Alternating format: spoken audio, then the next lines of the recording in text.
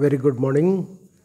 इसके पहले जो ये एक वीडियो एक बार और लोड हो चुका है तो उसके लिए मैं सॉरी चाहूँगा, क्योंकि इसमें हुआ क्या था कि लास्ट के 30 मिनट्स पता नहीं क्यों वो अपलोड नहीं हो रहा था। It may be by network glitch जो है वो पूरा का पूरा वीडियो अपलोड नहीं हो रहा था, तो उसको मैंने डिलीट किया है और फिर से इसको नया हम लोग बनाकर अपलोड कर रहे हैं। तो आज जिस टॉपिक को हम लोग डिस्कस करेंगे वो है अलगल ब्लूम। इसको हम वाटर ब्लूम भी कहते हैं और मेराइन ब्लूम भी कहते हैं। बहुत इम्पोर्टेंट टॉपिक है। इस टॉपिक पे बहुत सारे क्वेश्चंस आते हैं और ये टॉपिक को हम लोग एक एक ब्रीफ पॉइंट को देखेंगे। इसमें बहुत सारे ऑब्जेक्टिव्स उठते हैं, तो उन ऑब्जेक्टिव्स को स्लाइड में भी देखेंगे और मैंने लिख रखा है अलग नोट्स उसमें स्लाइड में आप लोगों के लिए। और लास्ट स्लाइड जो है उसमें भी कुछ बहुत इम्पोर्टेंट नोट्स हैं जिसको आपके लिए बहुत अच्छा लगेगा आपको पढ़ के। अभी एक हफ्ते पहले जो है मैं एक टॉपिक को पढ़ रहा था और उसमें मैंने देखा कि एक वो सजेस्ट किया गया था प्लान बी।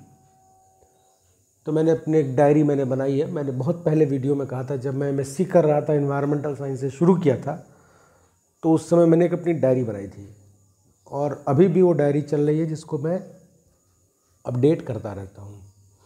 तो उसमें मैंने लिखा था, तो उसका एक छोटा सा पार्ट मेरे दिमाग में आया। ये एक्चुअली में 2018 से चल रहा है।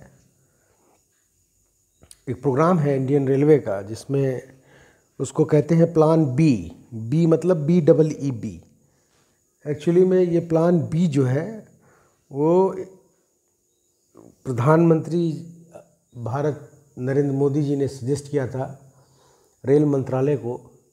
उनका मानना था ये है कि उन्होंने पढ़ा कहीं कि हाथी जो होते हैं वो मधुमक्खी की आवाज़ों से ज़्यादा स्केयर होते हैं, डरते हैं।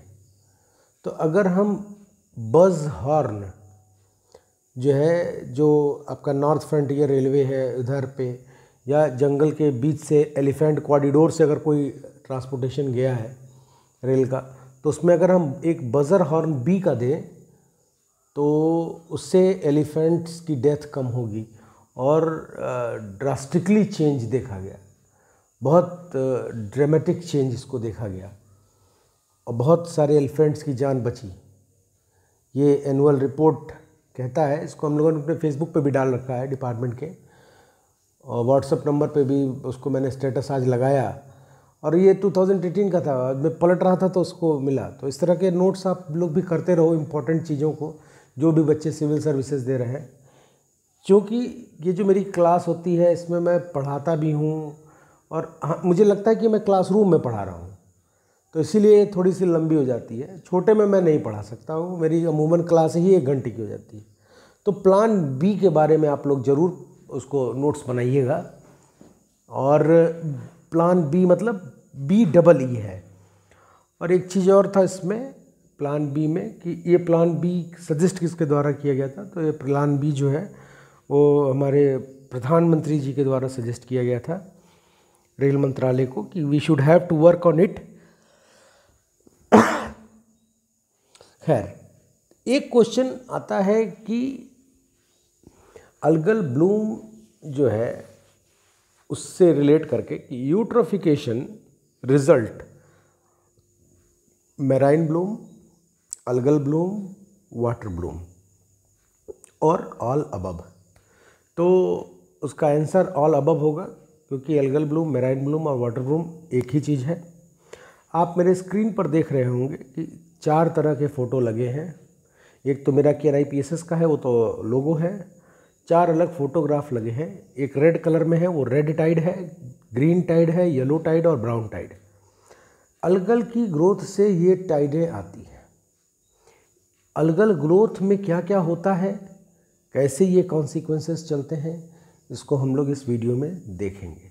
तो बहुत ध्यान से और गौर से इसको देखिएगा। हर पॉइंट बहुत इम्पॉर्टेंट है और आपको अच्छा लगता हो तो आप अपने क्लासमेट्स और स्टूडेंट्स या दोस्तों के साथ भी शेयर कर सकते हैं, क्योंकि ये सिविल सर्विसेज के कोई क्वेश्चंस इसमें मैं रख रहा हूँ, मेरे सारे वीडियो में है, अमूमन सारे वीडियो में है, तो उसको भी आप ध्यान से पढ़ें। तो शुरू करते हैं अपनी क्लास और माई सेल्फ डॉक्टर प्रकाश। तो पहला पॉइंट आता है कि रिवीजन करा दें आपका। यूट्रोफिकेशन हम लोग जान रहे थे, आई बटन में वीडियो रहेगा, आई बटन में ऊपर वीडियो आ जाएगा, आप उसको देख लीजिएगा यूट्रोफिकेशन का। तो यूट्रोफिकेशन में मैंने बताया कि जो न्यूट्रिएंट्स हैं उनके रन ऑफ से, वो बारिश के पानी के साथ बह के चले आए नदियों में, या रेनफॉल हो, या रेनफॉल के बाद से आपका वेस्ट वाटर ट्रीटमेंट प्लांट है या कोई इंडस्ट्री है, वो इंडस्ट्री अपने ओपनिंग्स को, अपने वेस्ट मटेरियल को डायरेक्ट ओशन में डंप कर रही है, या समुद्र के किनारे कोई शहर बसा है तो वो अपनी सीवर की डंपिंग उसमें कर रहा है। तो ये सारे जो आपके मटेरियल की डंपिंग है, वेस्ट प्रोडक्ट की डंपिंग है, इस डंपिंग में मौजूद बहुत सारे ऐसे जो आपका कंटेमिनेंट्स होते हैं, बहुत ऐसे जो है वाटर पोल्यूटेंट होते हैं, जो इस तरह के हजार्डस एक्टिविटी को ट्रिगर अप करते हैं। और यही चीज़ यूट्रोफिकेशन में हम लोगों ने इन्वेस्टिगेट किया था, डिस्कस किया था।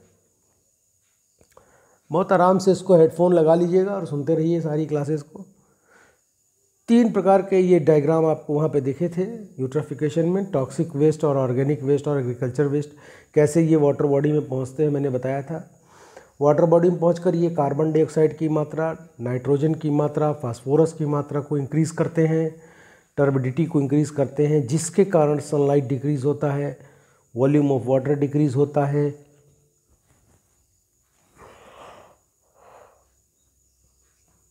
और वॉल्यूम ऑफ वाटर डिक्रीज़ होने के साथ क्या हो जाएगा, ऑक्सीजन का मात्रा कम होने लगेगा, मतलब DO डिक्रीज़ होता है। इससे जो है पानी सड़ने लगता है, इकोसिस्टम वहाँ का मर जाता है, नष्ट हो जाता है।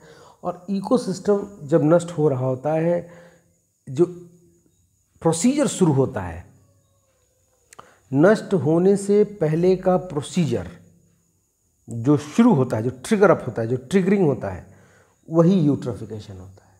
अब ये जो यूट्रोफिकेशन का बॉक्स आप लास्ट में देख रहे हैं, इसी बॉक्स के बाद से जो फिनोमिना शुरू होता है वो होता है अलगी का ग्रोथ होना। जैसे जब हम सक्सेशन की बात करें तो सक्सेशन में, वीडियो सक्सेशन का आप देखे होंगे, सक्सेशन में जो सबसे पहला स्पीशीज़ ग्रो करेगा उसको कहते हैं पायनियर स्पीशीज़। तो यूट्रोफिकेशन के बाद से जो उसमें एल्गी आएगी,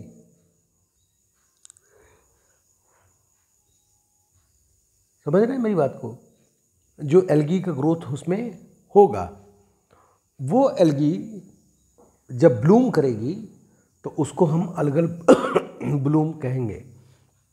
अलगल ब्लूम भी कई प्रकार के सेगमेंट्स के अंतर्गत आते हैं, ये भी हम भी आगे डिस्कस करेंगे। तो इस यूट्रोफिकेशन के बाद क्या हुआ, किसी लेक में न्यूट्रिएंट पहुंच गया है, ठीक है, किसी वाटर बॉडी में न्यूट्रिएंट पहुंच गया है, वो वहाँ के जो ऑक्सीजन लेवल है उसको डिक्रीज़ करना शुरू कर दिया है। तो वहाँ पर जो फिनोमिना होगा उसमें अलगी को ग्रोथ सपोर्ट होगी, इन्हांसमेंट ऑफ अलगल ग्रोथ होगा, और यही इन्हांसमेंट को हम लोग अब पढ़ने जा रहे हैं। आज हमारा जो कंटेंट है इसमें वो अलगल ब्लूम क्या है, cause of algal bloom, types of algal bloom, HABs क्या है, major disease cause by HABs, effect of algal bloom, major global loss due to algal bloom, फिर मॉनिटरिंग कैसे करें, ट्रीटमेंट प्रोसीजर कैसे हो, और लास्ट में जो है आपको कुछ क्वेश्चंस मिलेंगे। बीच बीच में भी मैंने बहुत इंपॉर्टेंट क्वेश्चंस को आपके शार्ट आउट करके रखा है, वो आपके लिए आप स्क्रीनशॉट ले लेना तो आपका नोट्स बन जाएगा। अलगल ब्लूम अगर हम कहें, अलगी की growth of algae is a matter of other and blooming of algae is matter of other.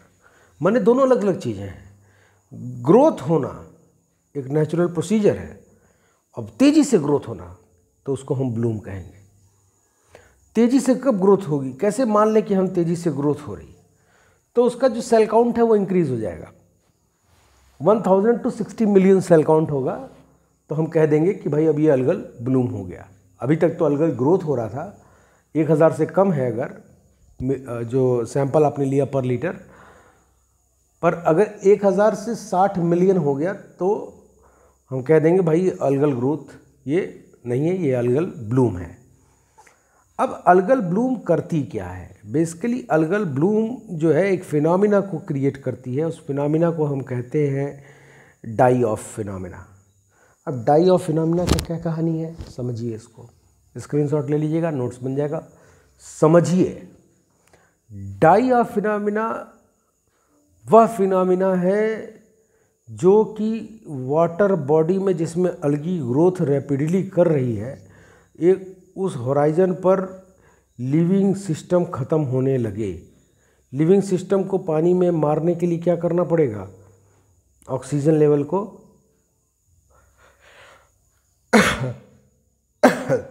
Oxygen level को क्या करना पड़ेगा? ऑक्सीजन लेवल को कम करना पड़ेगा।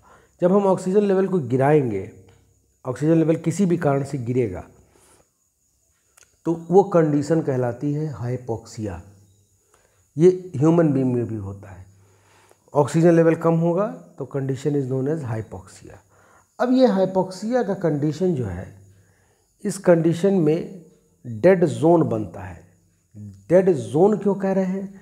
क्योंकि हमने पढ़ा है कि वाटर बॉडी में अलग अलग जोन होते हैं, यूफोटिक, लिटोरल, ल्यूमिनेटिक, प्रोफंडल, इस तरह के जो जोन होते हैं, फोटिक, एफोटिक, एप्सिलॉइड प्लेन, ये जोन्स होते हैं। तो ये जोन्स अलग अलग जोन में जो है डेड जोन क्रिएट हो सकता है और होता है। इसीलिए डाई ऑफ जो फिनोमिना है वो डेड जोन में होता है और ये ड्यू टू हाइपोक्सिया होता है। इसको हम हाइपोक्सी डेड जोन कहते हैं और यही हाइपोक्सी डेड जोन क्रिएट होता है डाई ऑफ फिनोमिना के अंतर्गत। तो die off phenomena is a phenomena which is due to hypoxia dead zone.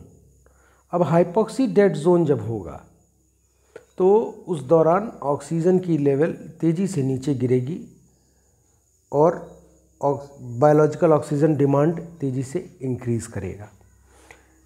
Algae, सभी एल्गी नुकसानदेह नहीं होते हैं, बहुत कम एल्गी होते हैं जो नुकसान करते हैं, पर उनकी कैटेगरीज़ वो हर कैटेगरी में अवेलेबल हैं। जैसे आपका जो है एल्गी, डायटम्स, डायनोफ्लैजेलेट्स, ये सब जो है इसमें कुछ ऐसे तत्व हैं जो कुछ ऐसे एल्गल हैं, कुछ ऐसे डायटम्स हैं, कुछ ऐसे समूह के डायनोफ्लैजेलेट्स हैं जो नुकसानदेह हैं हमारे जो वाटर बॉडी है उसके लिए।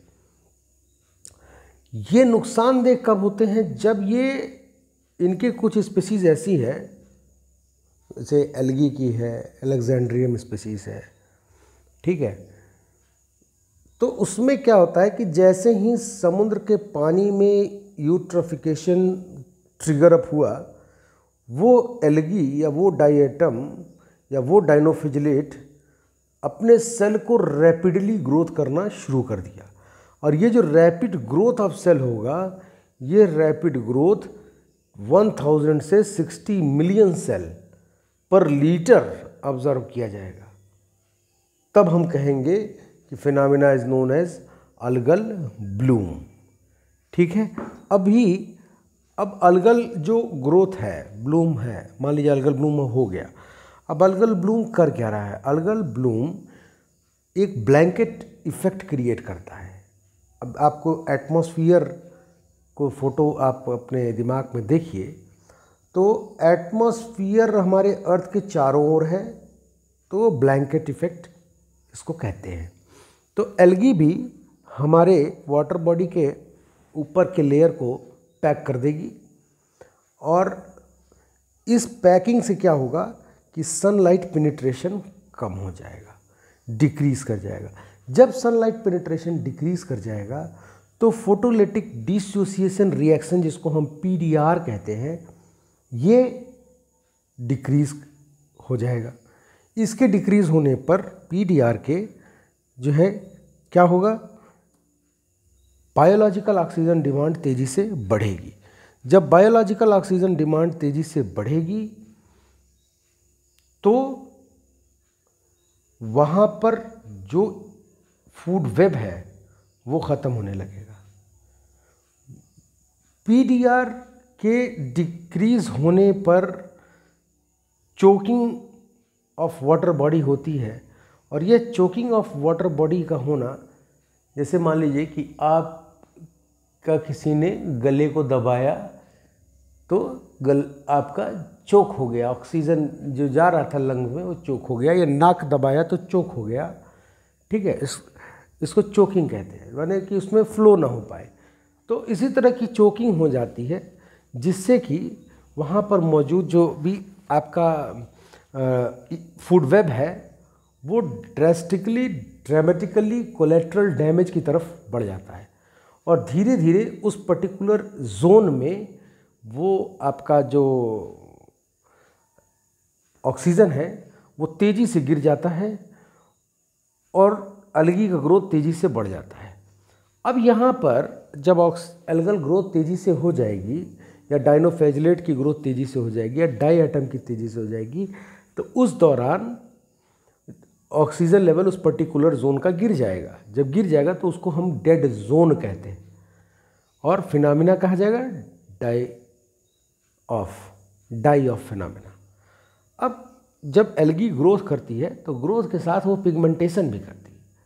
तो पिगमेंटेशन उसमें प्रॉपर्टी होती है, अलग अलग कलर को उसमें शो होता है। तो अलग कलर शो होगा तो रेड होगा, ब्राउन होगा, येलो होगा, ग्रीन होगा। अब अलगल ग्रोथ को हम मॉनिटर कर सकते हैं। देखिए, इन्वायरमेंटल साइंस में एक बहुत खूबसूरत चीज़ है, अगर आप किसी एक एक्सपेरिमेंट में महारत हासिल कर लें, कोई एक एक्सपेरिमेंट आप चुन लें, इन्वायरमेंटल साइंस का कोई एक एक्सपेरिमेंट चुन लें जिसमें आप एक्सपर्टीज़ हैं, चाहे आप डीओ की बात करें, चाहे आप सीओडी की बात करें, चाहे आप बीओडी की बात करें, चाहे आप पीएच की बात करें, एल्कनिटी की बात करें, एसिडिटी की बात करें, फ्री CO2 की बात करें, अगर आप इसमें एक्सपर्ट हैं, या क्वाड्रेट की बात करें, इन्वायरमेंटल साइंस में क्वाड्रेट जो होता है, ये इन्वायरमेंट वालों का प्रैक्टिकल था और है, इसको इन्वायरमेंट वाले करते हैं, अब तो कई अलग भी सब्जेक्ट भी करा रहे हैं। तो क्वाड्रेट का एक्सपर्टीज़ हो जाना, या इन्वायरमेंट का किसी एक्सपेरिमेंट का, MLSS का, MLBSS का एक्सपर्टीज़ हो जाना, इससे हम कोई भी एक एक्सपेरिमेंट चुनिए, कोई भी, उससे आप प्रिडिक्ट कर सकते हैं वहाँ का पूरा इन्वायरमेंट का हिस्ट्री आप जान लीजिए। अगर आपको खाली पानी का डीओ मालूम है ना, आप उसके एक एक धागे खोल देंगे, इसको कहते हैं, एक एक इंफॉर्मेशन आपके पास आ जाएगी खाली डीओ से। उसमें जो इकोसिस्टम है उसके बारे में आप जान सकते हैं खाली डीओ से। ग्राउंड वाटर पर्कोलेशन जान सकते हैं खाली डीओ से, बशर्ते ये है कि आपको इसमें एक्सपर्टीज़ होना पड़ेगा। एक्सपर्टीज़ होंगे तो आपको उसमें ये बेनिफिट मिलेगा। तो इन एक्सपेरिमेंट के जरिए हम जो आपने अभी आपको मैंने बताया डीओ, बीओडी, एल्कनिटी, सीओडी के बारे में, या आप MLSS, MLBSS करें, इससे हम प्रिडिक्ट कर सकते हैं कि अलगल ब्लूम वहाँ पर है कि नहीं है, और है नहीं तो आने के चांसेस क्या हैं, कॉन्सिक्वेंस कैसे बन रहे हैं, माहौल कैसा बन रहा है, क्या अलगल ब्लूम को ये सपोर्ट करेगी वाटर बॉडी कि अभी टाइम है। अब एक तो ये एक्सपेरिमेंट हो गया। दूसरा एक्सपेरिमेंटल व्यू है कि हम सैटेलाइट डेटा का इस्तेमाल करें। अब सैटेलाइट डेटा से, मैंने चूंकि यूट्रोफिकेशन में सैटेलाइट डेटा का जिक्र किया था, तो बहुत सारे क्वेश्चन आए कि आप अलगल ब्लूम को सैटेलाइट पर कैसे देख रहे हैं। तो एक CDAS है, CDAS एक सॉफ्टवेयर है, अगर आपके कंप्यूटर में इंस्टॉल हो जाएगा तो आप सैटेलाइट डेटा को एसेस कर सकते हैं। अब सैटेलाइट से चूँकि हम लोग तो पढ़े हैं, क्योंकि जो इन्वायरमेंटल साइंस डिपार्टमेंट है कमला नेहरू इंस्टीट्यूट का, ये जो है नोडल सेंटर है IRS इसरो का, आउटरीच प्रोग्राम का। तो हमारे यहाँ तो क्लासेस चलती हैं, हमारे यहाँ दोनों क्लासेस चलती हैं, इसरो की भी और नासा की भी साइमल्टेनियस चलती हैं। अभी नासा के क्लास में जो है ये यूट्रिफिकेशन के बारे में ही चल रही थी क्लास। तो इसमें क्या होता है कि आपको मैं बहुत बेसिक चीज़ बताता हूँ, सैटेलाइट कैसे पढ़ता है। थोड़ा सा समय लूँगा, सैटेलाइट कैसे अलगल ब्लूम को देख रहा है। अब अलगी छोटी सी थी, उसको न्यूट्रिएंट मिला, और वो एक कैटेगरी में अलगी थी जो तेज़ी से ग्रोथ करती है। तो उसने क्या किया कि 10,000 सेल से 60 मिलियन सेल पहुंच गए वो, ठीक है। अब उनकी साइज एरिया बढ़ गया, सरफेस एरिया बढ़ गया। अब सन से जो लाइट आती है वो फोटोन में आती है, और फोटोन के बंडल को हम जो है इलेक्ट्रोमैग्नेटिज्म के फॉर्म में देखते हैं, क्योंकि उसमें इलेक्ट्रॉन होता है। इलेक्ट्रॉन की प्रॉपर्टी होती है मैग्नेटिज्म जनरेट करना, क्योंकि न्यूक्लियस के चारों ओर घूम रहे इलेक्ट्रॉन ठीक हमारे कोर के चारों ओर घूम रहे मैग्मा की तरह काम करता है। तो उसमें मैग्नेटिज्म क्रिएट करता है, स्पिनिंग ऑफ इलेक्ट्रॉन से मैग्नेटिज्म होता है जनरेट, और इसीलिए उसको हम इलेक्ट्रोमैग्नेटिक स्पेक्ट्रम कहते हैं। अब स्पेक्ट्रम शब्द आ गया, मतलब कि वो किसी बैंड के अंतर्गत आया, किसी वेवलेंथ के अंदर आ गया, ठीक है। तो उसको हम स्पेक्ट्रम कहते हैं। अब हमारे जो स्पेक्ट्रम बैंड है, इसमें मेजर जो है वो 7 कलर्स हैं, विबग्योर्स। और विबग्योर में जो है जो 7 कलर हैं, उसी के 7 कलर के कॉम्बिनेशन में इंद्रधनुष है। और जो रेनबो होता है आपका, वो 7 कलर्स में होता है। आपको मैं बताऊं, जो हिंदू लोगों का एक किताब है ऋग्वेद, उसमें सूरज के 7 घोड़ों का जिक्र है। और ये कई साल पहले, सदियों पहले, माने ईसा मसीह के जन्म से भी पहले, ये जो हिंदुस्तान में, जो भारत में, आर्यावर्त में जो ये हिंदू लोग रहते थे, यहाँ के आर्य जो इंडिजिनस पीपल थे, ये इस पर ऑलरेडी वर्क कर चुके थे। वो सूरज के 7 घोड़ों के बारे में जानते थे। ये 7 घोड़े क्या हैं? ये 7 कलर को रिप्रेजेंट करते हैं। जब पूरी दुनिया ज़ीरो को नहीं जान रही थी, तो हम कैलकुलेशन में ज़ीरो का इस्तेमाल कर रहे थे। और इसका जिक्र जो है वो आर्यभट्ट की किताब आर्यभट्टीय में मिल जाएगा आपको। आर्यभट्ट एक महान गणितज्ञ थे, उन्होंने बताया इस जीरो के बारे में। और उनसे जब पूछा गया कि आप जो है जीरो की कल्पना कहाँ से कर रहे हैं, तो कहे कि जो जीरो है वो भारत में बहुत पुराना है, बहुत पुराना। और कब का? वो रामायण से पहले का है। और रामायण में जीरो का जिक्र है।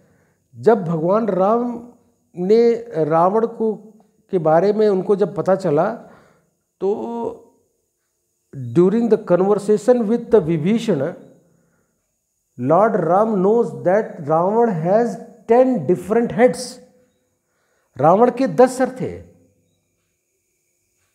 और कितनी खूबसूरती से कबीर ने इसकी विवेचना भी की है। देखिए, एनवायरनमेंट में ऐसा कुछ बचता नहीं है। तो रावण के 10 सरों की संख्या 10 है, ये कहाँ से आपको मालूम चला? वो 10 लिखेंगे तभी जब आपको जीरो का ज्ञान होगा। तो बहुत पहले से हमारे पास जीरो का इन्फॉर्मेशन था। बहुत सारी साइंस ऐसी थी जो कि जब कॉलोनाइज सभ्यता हमारे देश पर काबिज हुई, तो वो उसको ख़त्म कर दिया गया, ख़त्म कर दिया। अब कबीरदास जी ने इसको दोहे के रूप में प्रचलित किया ऐसे। कबीर जी ने कहा, गोरखपुर के पास संत कबीर नगर है, आप लोगों को कभी मौका लगे तो वहाँ जरूर जाइए। बहुत रमणीय स्थल, बहुत शांति स्थल है। देखिए कितनी खूबसूरती है। मने कबीरदास जी ने कैसे अनुशासन को पिरोया है धागे में, गौर कीजिएगा। कबीरदास जी ने कहा, पर नारी पैनी छुरी मत लगइयो अंग, रावण के 10 सर गए पर नारी के संग। देखिए, अनुशासन को, नारी के सम्मान को कितनी बढ़िया से उन्होंने एक लाइन में कह दिया, एक लाइन में कह दिया। ये जब आप कबीर स्टेशन पर जाएंगे, मगहर उसका नाम है, रेलवे ट्रेन से जाएंगे तो मगहर पड़ेगा, तो वहाँ जाएंगे तो आप स्टेशन पे भी देखेंगे बहुत बढ़िया बढ़िया दोहे लिखे रहते हैं। तो उसमें वो जिक्र है, रावण दशानंद था। दशानंद शब्द का मतलब है 10, 10। तो स्पेक्ट्रम में 7 घोड़े को हमने स्पेक्ट्रम, अब हम जान रहे हैं स्पेक्ट्रम कितना बड़ा विज्ञान हमारे पुराने जो ऋषि मुनि थे वो हम लोगों को दे के गए। 7 घोड़ों के बारे में, 7 स्पेक्ट्रम के बारे में। हम सैटेलाइट डेटा को, सेंटिनल प्राइम डेटा या आप आरसेक का डेटा को एसेस कर सकते हो, नोवा डेटा एसेस कर सकते हो जो फ्री ऑफ कॉस्ट अवेलेबल है, उसमें आपका कोई पैसा नहीं लगना है। और इन डेटा को एसेस करके यूट्रोफिकेशन से अलगल ब्लूम की प्रेडिक्शन कर सकते हो। और ये कलर, ये एल्गी का कलर जो सैटेलाइट रीड करता है क्योंकि सैटेलाइट क्या रीड करता है? स्पेक्ट्रल सिग्नेचर, वही किस स्पेक्ट्रम बैंड में वो लाइट पड़ेगी, किस स्पेक्ट्रम बैंड में वो लाइट पड़ेगी, उसको वो रीड करता है। अब स्पेक्ट्रल सिग्नेचर को आप थोड़ा सा समझिएगा। यहाँ पे स्पेक्ट्रल सिग्नेचर होता है कि जैसे मान लीजिए कि कोई चीज़ हमें ग्रीन दिख रही है, इसका मतलब है कि वो पर्टिकुलर ग्रीन वेवलेंथ में वर्क कर रही है। रिमोट सेंसिंग वाला ऐसे समझता है, रिमोट सेंसिंग वाला ऐसे समझता है। आप तो कहेंगे भाई क्लोरोफिल है उसमें इसलिए है, पर कलर सैटेलाइट कैसे रीड करेगा? आप सैटेलाइट को थोड़ी ना बोलोगे कि भाई वो ग्रीन है, वो उसमें क्लोरोफिल है। No, it read only spectrum band. और ये स्पेक्ट्रल सिग्नेचर का जो वो रीड आउट करता है, रीड आउट करने के बाद से हमें डेटा मिल जाता है और हम घर बैठे कंप्यूटर पे एसेस कर सकते हैं पूरे दुनिया में red tide, blue tide, green tide के बारे में, सॉरी ब्राउन टाइड के बारे में। ब्लू टाइड नहीं होती है, ब्लू टाइड तो नॉर्मल टाइड होती है जो समुद्र की लहर होती है। इस ब्लू को याद रखिएगा, अभी मैं आगे बताता हूँ, एक बहुत ही मज़ेदार चीज़ आप देखेंगे। तो अब ये जो आपका ग्रीन, रेड, येलो और ब्राउन पिगमेंटेशन है, ये एल्गी के इनहेरेंट प्रॉपर्टी के कारण हमको विजिबल फॉर्म में आ जाता है और सैटेलाइट से हम इसको रीड करते हैं क्योंकि ये स्पेक्ट्रल सिग्नेचर बनाता है। और स्पेक्ट्रल सिग्नेचर जब बनता है तो सैटेलाइट उसको बहुत आसानी से रीड कर लेता है। इसीलिए मैंने कहा कि सैटेलाइट डेटा से हम एल्गी के ग्रोथ की मॉनिटरिंग कर सकते हैं। अब टेक्नोलॉजीज बहुत आगे हैं, बहुत आगे। ये तो हम लोग हैं कि उलझे हुए हैं सामाजिक दायरों में बंधे हुए हैं। नहीं तो टेक्नोलॉजीज के बारे में अगर आप सोचें ना तो आप कहेंगे कि अभी तो हम कुछ पढ़े ही नहीं, अभी तो हम कुछ पढ़े ही नहीं हैं। पूरी दुनिया जिस साइंस को पढ़कर छोड़ चुकी है, भारत में वो साइंस आज भी जिंदा है, लोग पढ़ रहे हैं और पूरे दुनिया को साइंस भारत ने पढ़ाया। ताज्जुब की बात है।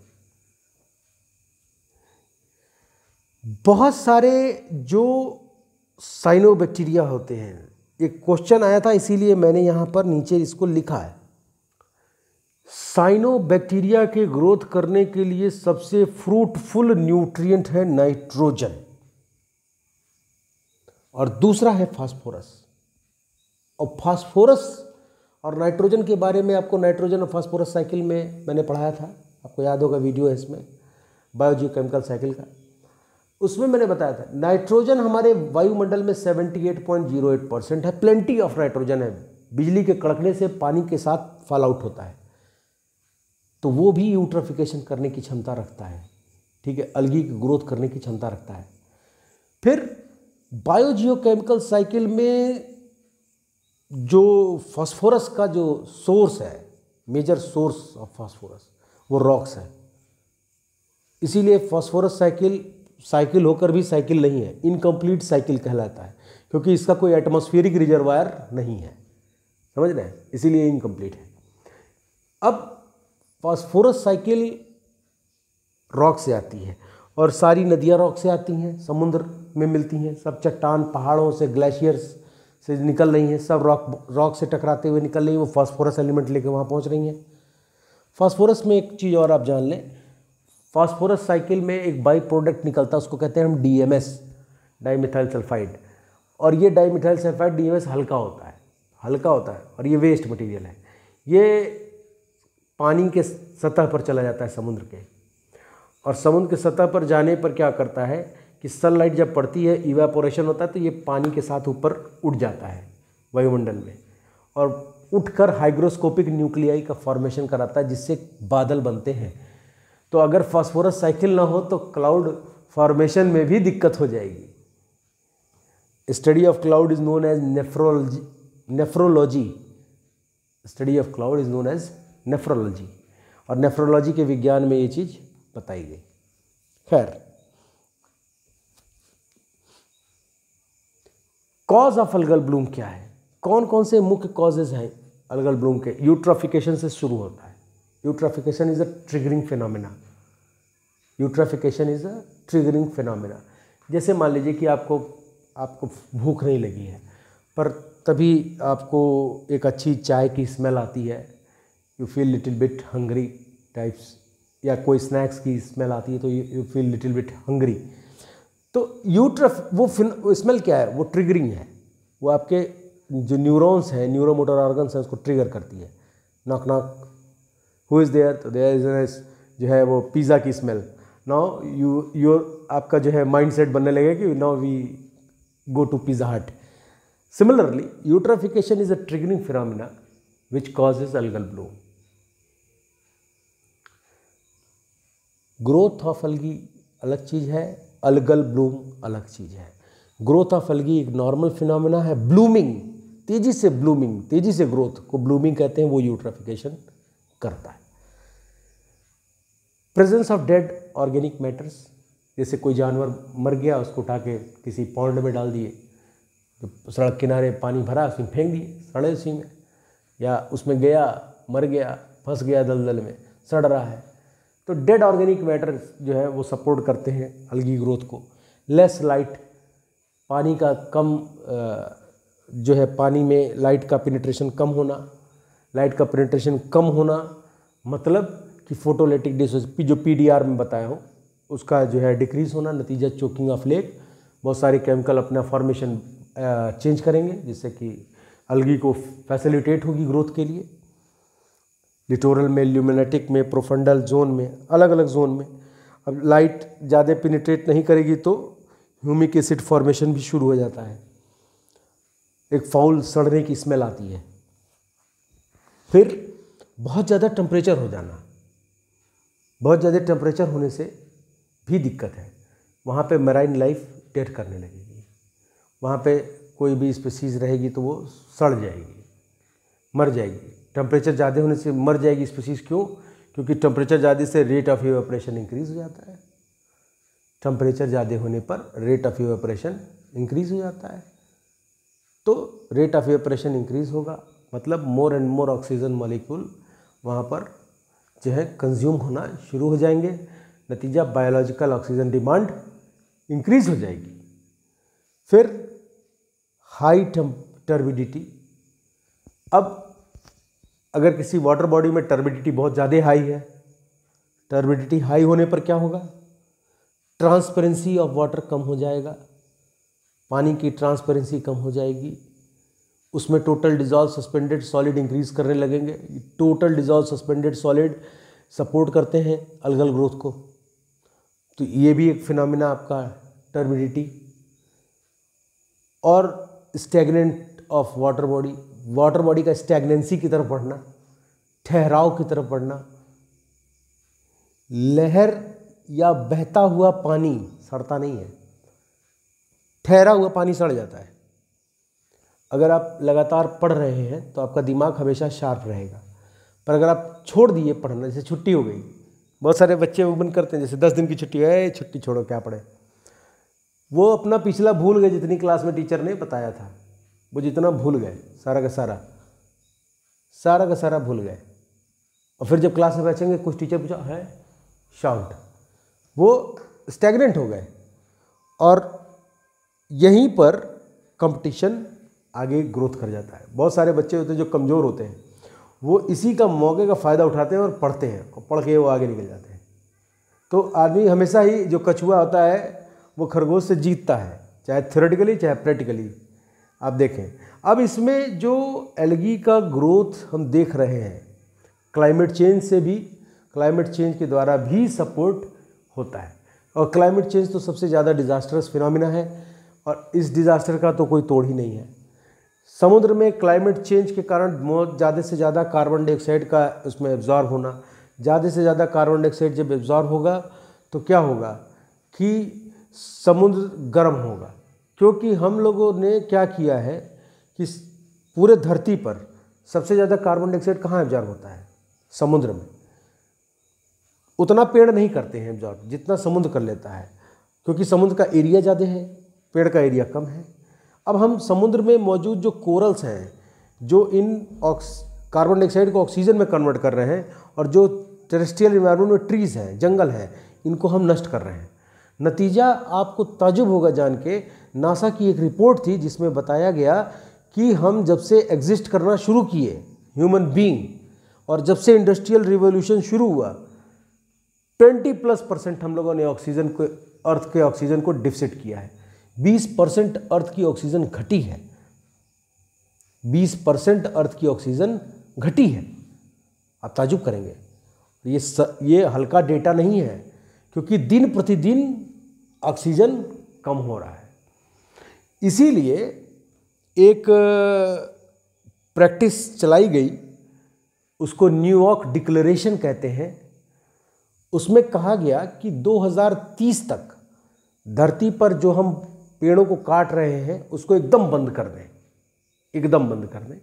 वो भी आगे मैंने लिख रखा है, आप उसको देख लीजिएगा, उसका स्क्रीनशॉट ले लीजिएगा। तो बंद करने पर हम ऑक्सीजन को के लेवल को स्टेबल कर ले जाएंगे। कोरल के नष्ट होने पर जो समुद्र में ऑक्सीजन बन रहा था वो भी नष्ट हो रहा है, कम हो रहा है। समुद्र के जीवों को अक्सर आप देख रहे हैं कि व्हेल सड़क उस पर आ जा रही हैं, तट पर मछलियाँ, तट पर बड़ी बड़ी मछलियाँ, डॉल्फिन, का शार्क, ये सब तट पे दिख रही हैं, तट पे, समुद्र के कॉन्टिनेंटल शेल्फ पे। समुद्र में डिवीजन मैंने बताया था, continental shelf, continental slope, abyssal plain. तो कॉन्टिनेंटल स्लोप और शेल्फ पर पहुंच जा रही हैं, जिससे वो मर जा रही हैं। ये क्यों हो रहा है? ये क्लाइमेट चेंज के कारण हो रहा है।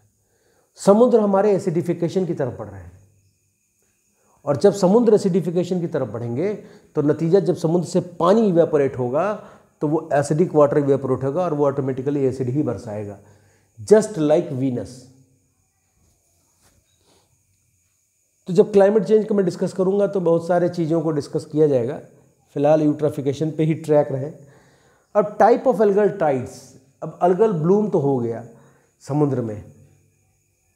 अब समुद्र में लहरें होती हैं, समुद्र भी सड़ सकता है, समुद्र भी सड़ सकता है। स्टैग्नेंसी आप समुद्र में करना चाहे कर दें, आपको कुछ नहीं करना है। हमारे अर्थ से चंद्रमा एक निर्धारित दूरी पर है, चंद्रमा एक निर्धारित दूरी पर है। हमको चांद को अपने धरती से दूर कर देना है, दूर हो जाए किसी कारण से, कोई उल्का पिंड आए उसको स्ट्राइकर की तरफ मारे, वो दूर छटक के चला जाए। हमारे धरती का समुद्र सड़ जाएगा, क्योंकि लहरें नहीं बनेंगी, ठहर जाएगा समुद्र, और ठहरी हुई चीज़ें सड़ जाती हैं। अब अलगल ब्लूम समुद्र में हो गया, एक पर्टिकुलर जोन में हो गया, ग्रोथ तेजी से किया, उसमें लहरें हैं, वो टाइड बना रहा है। तो टाइड अलग अलग कलर के अलगी ग्रोथ के कारण अलग अलग नाम दिया गया, जैसे red tide, green tide, yellow tide और ब्राउन टाइड। अभी मैंने बताया था, क्योंकि red algae, green algae, yellow algae और ब्राउन एल्गी, 4 प्रकार का ये एल्गी भी है।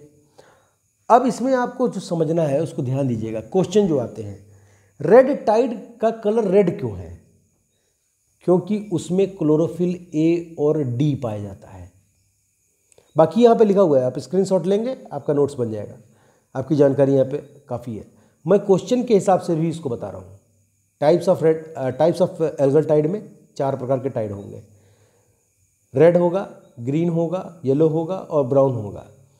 रेड टाइड रेड क्यों होगा? क्योंकि उसमें क्लोरोफिल ए और डी का पिगमेंटेशन होता है। ग्रीन टाइड ग्रीन क्यों होगा? क्योंकि उसमें क्लोरोफिल बी होता है। जैसे पत्तियां ग्रीन क्यों दिख रही हैं? क्योंकि इसमें क्लोरोफिल बी है फोटोसिंथेसिस के हिसाब से। येलो टाइड येलो क्यों होगा? येलो टाइड येलो इसलिए होगा क्योंकि उसमें क्लोरोफिल ए और ई दोनों पाया जाता है, ए और ई पाया जाता है, बी नहीं पाया जाता है, इसीलिए उसका कलर येलो हो जाता है। ब्राउन टाइड ब्राउन क्यों होगा? क्योंकि उसमें क्लोरोफिल ए और सी का कॉम्बिनेशन होता है, इसीलिए वो ब्राउन कलर का दिखता है। अब इसमें हमने समझ लिया कि रेड टाइड किस क्लोरोफिल के कारण है, ब्राउन टाइड किसके है और ग्रीन टाइड किसके है। अब समझें कि हम स्पीसीज़ के बारे में बात करें तो रेड टाइड में कई सारी स्पीसीज़ हैं, ऐसा नहीं है अलेक्जेंड्रियम ही एक स्पीसीज़ है, कई सारी स्पीसीज़ हैं, अभी आगे हम देखेंगे। अलेक्जेंड्रियम है, अलेक्जेंड्रियम स्पीसीज़ रेड टाइड क्रिएट करने की क्षमता रखती है। ग्रीन टाइड के लिए जो है स्पीसीज़ आपका फाइकोसिस्ट है, एट्रोनोमॉर्फी है, मॉर्फिया है और कोडियम है। ये स्पीसीज जो है ये ग्रीन टाइड के लिए रिस्पॉन्सिबल है। येलो टाइड के लिए जो रिस्पॉन्सिबल है यूएलविया है, फेलिगोफाइट्स और अकोकस है, ये आपका जो है येलो टाइड के लिए रिस्पॉन्सिबल है। ब्राउन टाइड के लिए कौन से रिस्पॉन्सिबल है? ईल ग्रास है, ईल ग्रास मेजरली ब्राउन टाइड के लिए रिस्पॉन्सिबल होता है। ईल ग्रास जो होता है वो जो आपका पिगमेंटेशन करेगा वो फोक्सेथीन होता है जो क्लोरोफिल ए और सी को लिबरेट आउट करता है। तो अब अगर क्लोरोफिल अब ए और सी है तो टाइड का कलर ब्राउन होगा, ठीक है। अब ब्राउन कलर के स्पेक्ट्रम में सैटेलाइट रीड करेगा, इमेज को बनाएगा, तो बनाएगा कि भाई इस लॉन्गिट्यूड लेटीट्यूड पर ये ब्राउन पैच दिख रहा है, इट मीन्स कि there is a brown tide. इसी तरह रेड पैच दिखेगा तो वो इंडिकेट करेगा रेड टाइड। मॉनिटरिंग बता रहा हूँ मैं, रेड टाइड, ठीक है। और रीड क्या कर रहा है? सन से उस पर लाइट पड़ रही है, लाइट पड़ने पर वहाँ पिगमेंटेशन उस सैटेलाइट को दिख रहा है उस पर्टिकुलर स्पेक्ट्रम कलर बैंड में, और उसने उसको रीड कर लिया। यहाँ पर एक चीज़ आप और गौर कीजिए, जो एल्गी की ग्रोथ हो रही है उसको आप समझ रहे हैं? एल्गी की ग्रोथ को आप देखिए, 1000 से 60 मिलियन तेजी से ग्रोथ किया। अब यहां पर कुछ इंप्लीमेंट होता हुआ आपको याद आ रहा है दिमाग में? कुछ भी कोई ऐसा चीज़ जो आपको मैंने इस प्रीवियस वीडियो में बताया होगा, मैं बताता हूँ, बहुत मस्त चीज़ है। आप एक देखे होंगे एक्सपेरिमेंट पैरामीशियम ऑरेलिया और क्वाडेटम का, जिसको हम लोटका वोल्ट्रा मॉडल कहते हैं। पैरामीशियम ऑरेलिया और क्वाडेटम में को जब एक न्यूट्रिएंट में रखा गया तो वो तेज़ी से ग्रो किया। एक स्पीसीज पैरामीशियम ऑरेलिया क्यों ग्रोथ किया? क्योंकि उसने तेज़ी से न्यूट्रिएंट को कंज्यूम किया। जब वो तेज़ी से न्यूट्रिएंट को कंज्यूम किया तो उसके दौरान उसने अपनी संख्या बढ़ा ली तेज़ी से, तो जिसकी संख्या तेज़ी से ग्रोथ की वो वहाँ पर डोमिनेंट हो गया। वही चीज़ यहाँ पर होती है, चाहे साइनोबैक्टीरिया हो, चाहे डायनोफ्लैजिलेट हो, चाहे आपका डायटम हो, इनमें से किसी का भी कोई भी स्पीसीज़ 1000 से 60 मिलियन सेल्स को तेज़ी से अचीव किया, वो वहाँ पे डोमिनेट हो गया, और डोमिनेट होते ही वो ब्लूमिंग हो गई। लोटका वोल्ट्रा कहाँ था? अभी तक आप कहाँ तक पढ़े थे? Lotka Volterra paramecium aurelia caudatum prey predator relationship है। अब इसको आप यहाँ पे देख रहे हैं, वहाँ पे वो न्यूट्रिएंट कंज्यूम कर रहा था, यहाँ पर क्या कंज्यूम कर रहा है? न्यूट्रिएंट के प्रेजेंस, न्यूट्रिएंट इसको यूट्रोफिकेशन से मिल चुका है, और अब आगे क्या कर रहा है? ये न्यूट्रिएंट के प्रेजेंस में ये ग्रोथ कर रहा है। कंज्यूम क्या कर रहा है? ऑक्सीजन। कंज्यूम क्या कर रहा है? ऑक्सीजन। तो ये लोटका वोल्ट्रा का एप्लीकेशन यहाँ ऑक्सीजन पर आप देख रहे हैं। अब थोड़ा सा बायोलॉजी ऑफ यूट्रोफिकेशन को हम देखेंगे, जिसमें एल्गल ब्लूम को देखेंगे। तो बेसिकली यूट्रोफिकेशन से इनको अमोनिया, नाइट्रेट और फॉस्फेट और यूरिया से सब पहुंच जा रहा है। तो यूट्रोफिकेशन मान लीजिए कि अब हो गया है, हम लोग एल्गल ब्लूम को ही पकड़े हैं। तो जो ग्रीन टाइड होगी उसको किस कारण होती है? सवाल ये भी है, क्वेश्चन आ गया था, इसीलिए मैंने इसको यहाँ पर ऐड कर दिया। ग्रीन टाइड साइनोबैक्टीरिया के कारण होती है। अब अगर साइनोबैक्टीरिया का स्पीसीज पूछेगा तो भी मैं बताऊंगा आगे, अभी पीछे भी बताया है, स्पीसीज आगे ही बताऊंगा। रेड टाइड किसके कारण होती है? डायनोफ्लैजिलेट के कारण होती है। येलो टाइड किसके कारण होती है? डायनोफ्लैजिलेट के कारण होती है। ब्राउन टाइड किसके कारण होती है? डायटम के कारण होती है। ब्राउन टाइड डायनोफ्लैजिलेट के कारण नहीं होगी, साइनोबैक्टीरिया के कारण नहीं होगी, इसको याद रखिएगा। ये बहुत इंपॉर्टेंट चीज़ है। Green tide cyanobacteria, red tide dinoflagellate, yellow tide dinoflagellate और ब्राउन टाइड डाई एटम्स। ग्रीन टाइड के बारे में थोड़ा सा यहाँ पे जो बहुत महत्वपूर्ण चीज़ है, बहुत महत्वपूर्ण बिंदु है, उसी को मैंने यहाँ पे रखा है। जो ग्रीन टाइड है वो साइनोबैक्टीरिया से हो रही है। डीमेरिट क्या है, दिक्कत क्या है ग्रीन टाइड में? दिक्कत अब आपको समझ में आएगी। ग्रीन टाइड में इसमें सब लिखा हुआ है, आप स्क्रीनशॉट लीजिए, आपका नोट्स बन गया। समझिए क्या हो रहा है। ग्रीन टाइड एक हजार्डस साइनोटॉक्सिन रिलीज करती है, और जो साइनोटॉक्सिन है इसके 80 नॉन टॉक्सिक वेरिएंट्स हैं। और दिक्कत क्या हो रही है कि ये सारे के सारे 80 नॉन टॉक्सिक वेरिएंट्स में maximum non ribosomal peptide synthesis of cycloheptapeptide bond के साथ करते हैं। अब यहीं पे प्रॉब्लम है। ये जो हेप्टापेप्टाइड बॉन्ड के साथ ये कर रहे हैं बॉन्डिंग, तो ये कई चीज़ों पर इम्पैक्ट डालते हैं, कई चीज़ों पर इम्पैक्ट डालते हैं, जिसमें माइक्रोसिस्टीन, न्यूरोटॉक्सिन, डर्मोटॉक्सिन, एंडोटॉक्सिन, हेप्टोटॉक्सिन, ये सारी चीज़ें रिलीज होना शुरू होती हैं। और ये सारी चीज़ें जो रिलीज होती हैं ये टारगेट करती हैं आपके नर्व सेल को, स्किन सेल को, गैस्ट्रोइंटेस्टाइनल ट्रैक्ट को, जो शरीर में सबसे लंबे स्तर पर को टॉक्सिकेंट को एब्जॉर्ब करने की क्षमता रखता है, लीवर को। अब मान लीजिए कि आप किसी नदी में नहा रहे हैं, समुद्र में, जहाँ पर ग्रीन टाइड आई हुई है, और ग्रीन टाइड ने जो है न्यूरोटॉक्सिन रिलीज़ किया है या डर्मोटॉक्सिन रिलीज़ किया है, तो स्किन में इचिंग होगी, जलन होगा, खुजली होने लगेगी। न्यूरोटॉक्सिन रिलीज़ किया है तो न्यूरोटॉक्सिन ऐसे आपके शरीर में नहीं इंटर करेगा जब तक कि आप समुद्र का पानी ही न पी लें, ठीक है। या कोई आप समुद्र की फिश या मछली को खा ले जिसके अंदर वो न्यूरोटॉक्सिन गया है, तो वो बायोलॉजिकली ट्रांसफॉर्म होकर आपके बॉडी में पहुंच जाएगा। तो अब ये जो ग्रीन टाइड है ये हमें क्या दे रही है, इससे हमें क्या हो रहा है, कौन सी बीमारियां हो रही हैं?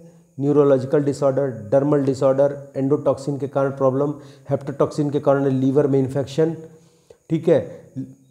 पानी के गड़बड़ी से फैटी लीवर होता है। फैटी लीवर बीमारी आजकल बहुत चली है, वो पानी के गड़बड़ी से फैटी लीवर हो जाता है। फिर इसके बाद से आपका आता है जो है ये जो साइनोबैक्टीरिया है ग्रीन टाइड वाला, इसका प्राइमरी हैबिटेट जो है आपका वेस्ट वाटर ट्रीटमेंट प्लांट होता है, इससे निकला हुआ पानी होता है। पर इसको ट्रीट कर ले जाते हैं, टेंशन मत लीजिए, इसको ट्रीट कर ले जाते हैं। देखिए नीयत साफ रहेगी तो पर्यावरण में आप कोई भी काम करेंगे वो फ्रूटफुल होगा। मोस्ट स्कोरिंग सब्जेक्ट है ये, बशर्ते you should have to go through this. आपको बहुत बारीकी से और बहुत महीनता से इसको पढ़ना पड़ेगा, बहुत महीन।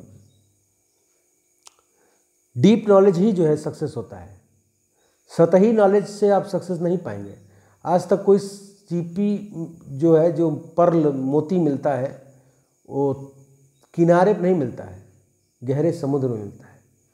तो ज्ञान का विषय में कहा गया है कि जितना ज़्यादा आप इसमें गोता मारेंगे, जितना आप डाइव करेंगे इसमें, उतना ज़्यादा आपको नॉलेज मिलेगा। More you study more you information day by day is going to be upgraded. हर साल मुझे लगता है कि मैं अभी और पढ़ रहा हूँ, मैं अभी और पढ़ रहा हूँ, मैं नया पढ़ रहा हूँ, मैं कुछ और नया पढ़ रहा हूँ। तो ये जब आपके अंदर आ जाएगा तो कोई चीज़ आपके लिए कठिन नहीं है। चाहे आप सिविल सर्विस दे रहे हैं, चाहे पीसीएस जुडिशरी दे रहे हैं, चाहे एसएससी दे रहे हैं, कोई भी ये चीज़ आपके लिए कठिन नहीं है। अगर आपको आ गया पढ़ने का तरीका जानना ही बहुत ज़रूरी है। और पढ़ने का कोई तरीका नहीं है, सिर्फ एक तरीका है, गोता लगाओ। फिर एक है आपका जो बीटा मिथाइलएमीन एलेनिन, जिसको हम BMAA कहते हैं। ये नॉन प्रोटीन अमीनो एसिड होता है, ये प्रोड्यूस्ड बाय साइनोबैक्टीरिया। ये जो आपका BMAA है, बीटा मिथाइल एमीनो एलेनिन, ये कॉज करता है दुनिया की 2 सबसे खतरनाक बीमारी, पार्किंसन और अल्जाइमर, जिसका इलाज अभी तक नहीं है। दोनों ही कंडीशन में ये आपको मिलेगा और ये ग्रीन टाइड के कारण साइनोबैक्टीरिया के द्वारा रिलीज़ किया जाता है वाटर बॉडी में। अब ये एक बात आपको यहाँ पे एक बड़ा मज़ेदार चीज़ बताऊँ, जैसे मैंने अभी ये पीछे बताया green tide, red tide, yellow tide, brown tide, ये ग्रीन अलगल ब्लूम है, रेड अलगल ब्लूम है, येलो अलगल ब्लूम है, ब्राउन अलगल ब्लूम है। टाइड शब्द का इस्तेमाल होगा तो मतलब समुद्र होगा। अलगल ग्रोथ, अलगल ब्लूम, और अलगल ब्लूम अगर समुद्र के अंदर है तो उसको कहेंगे, अब वो टाइड का रूप ले लेगा तो हम कहेंगे, पहले तो मान लो कि ग्रीन अलगी का ग्रोथ हो रहा है, ठीक है। अब ग्रीन अलगी का ग्रोथ होता है तो अचानक से 1000 से 60 मिलियन सेल पहुंच गया, नतीजा क्या हुआ, तो हम कहेंगे कि ग्रीन एल्गी ब्लूम कर गई। और ये ब्लूमिंग कहाँ होगी, समंदर में होगी, वो रिवर में होगी, ठीक है। तो इसको हम कहेंगे कि ये टाइड, ग्रीन टाइड। टाइड शब्द का इस्तेमाल हम करेंगे जब हम अलगल ग्रोथ को समुद्र में पढ़ रहे होंगे। अलगल ब्लूम को, सॉरी ग्रोथ नहीं, ब्लूम कहूँगा मैं।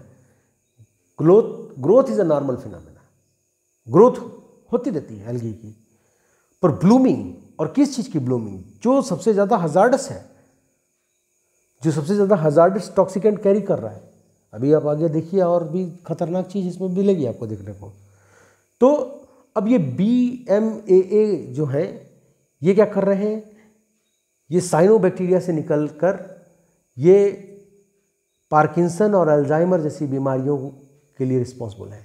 इसमें दोनों इफेक्ट देखने को मिलता है, ये एक्यूट भी है और क्रोनिक भी है। टॉक्सिकोलॉजी में 2 चीज़ें होती हैं, एक होता है acute toxic, majorly acute toxic और क्रोनिक टॉक्सिक। एक्यूट टॉक्सिक मतलब होता है कि बहुत जल्दी रिस्पॉन्स करें, और क्रोनिक मतलब कि आपके शरीर में वो परसिस्टेंट कर जाएगा। जैसे ग्रीन रिवॉल्यूशन के दौरान क्या हुआ था कि बहुत ज़्यादा DDT का छिड़काव हुआ, नतीजा ग्रोथ तो हुई, पर DDT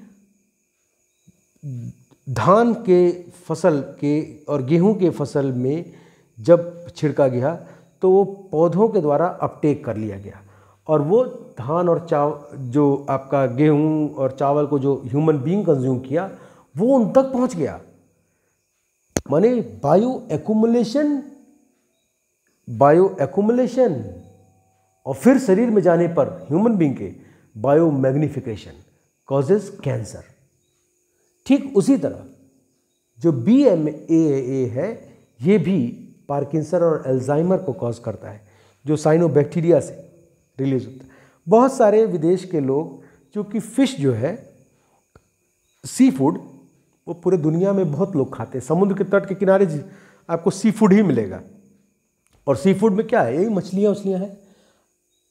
टेरेस्ट्रियल इन्वायरमेंट हमारे पास कितना है भाई साहब, टेरेस्ट्रियल इन्वायरमेंट हमारे पास केवल जो है 29% है।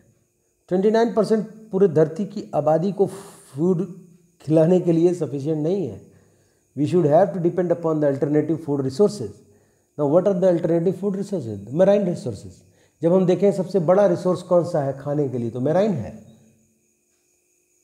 मैराइन है। और उसी मैराइन को हम लोग पोल्यूट भी कर रहे हैं। Oil tanker leakage, nuclear testing जब करते थे, बहुत सारी मछलियों में म्यूटेशन हुआ होगा समुद्र की, और बहुत सारी मछलियां जो म्यूटेट हुई होंगी, वो म्यूटेट होकर उनके अंदर रेडियो न्यूक्लियाइड होंगे, वो रेडियो न्यूक्लियाइड भी हमारे शरीर में जाएंगे। Radionuclides are also carcinogenic, long term persistent.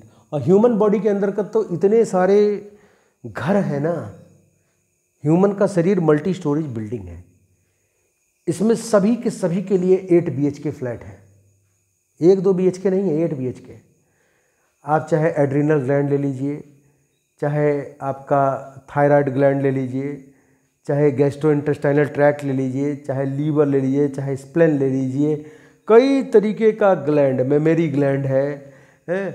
फिर उसके बाद से आपका जो है ये स्प्लेन है, जिसको हम ब्लड बैंक कहते हैं अपने पेट का, जहाँ खून बनता है।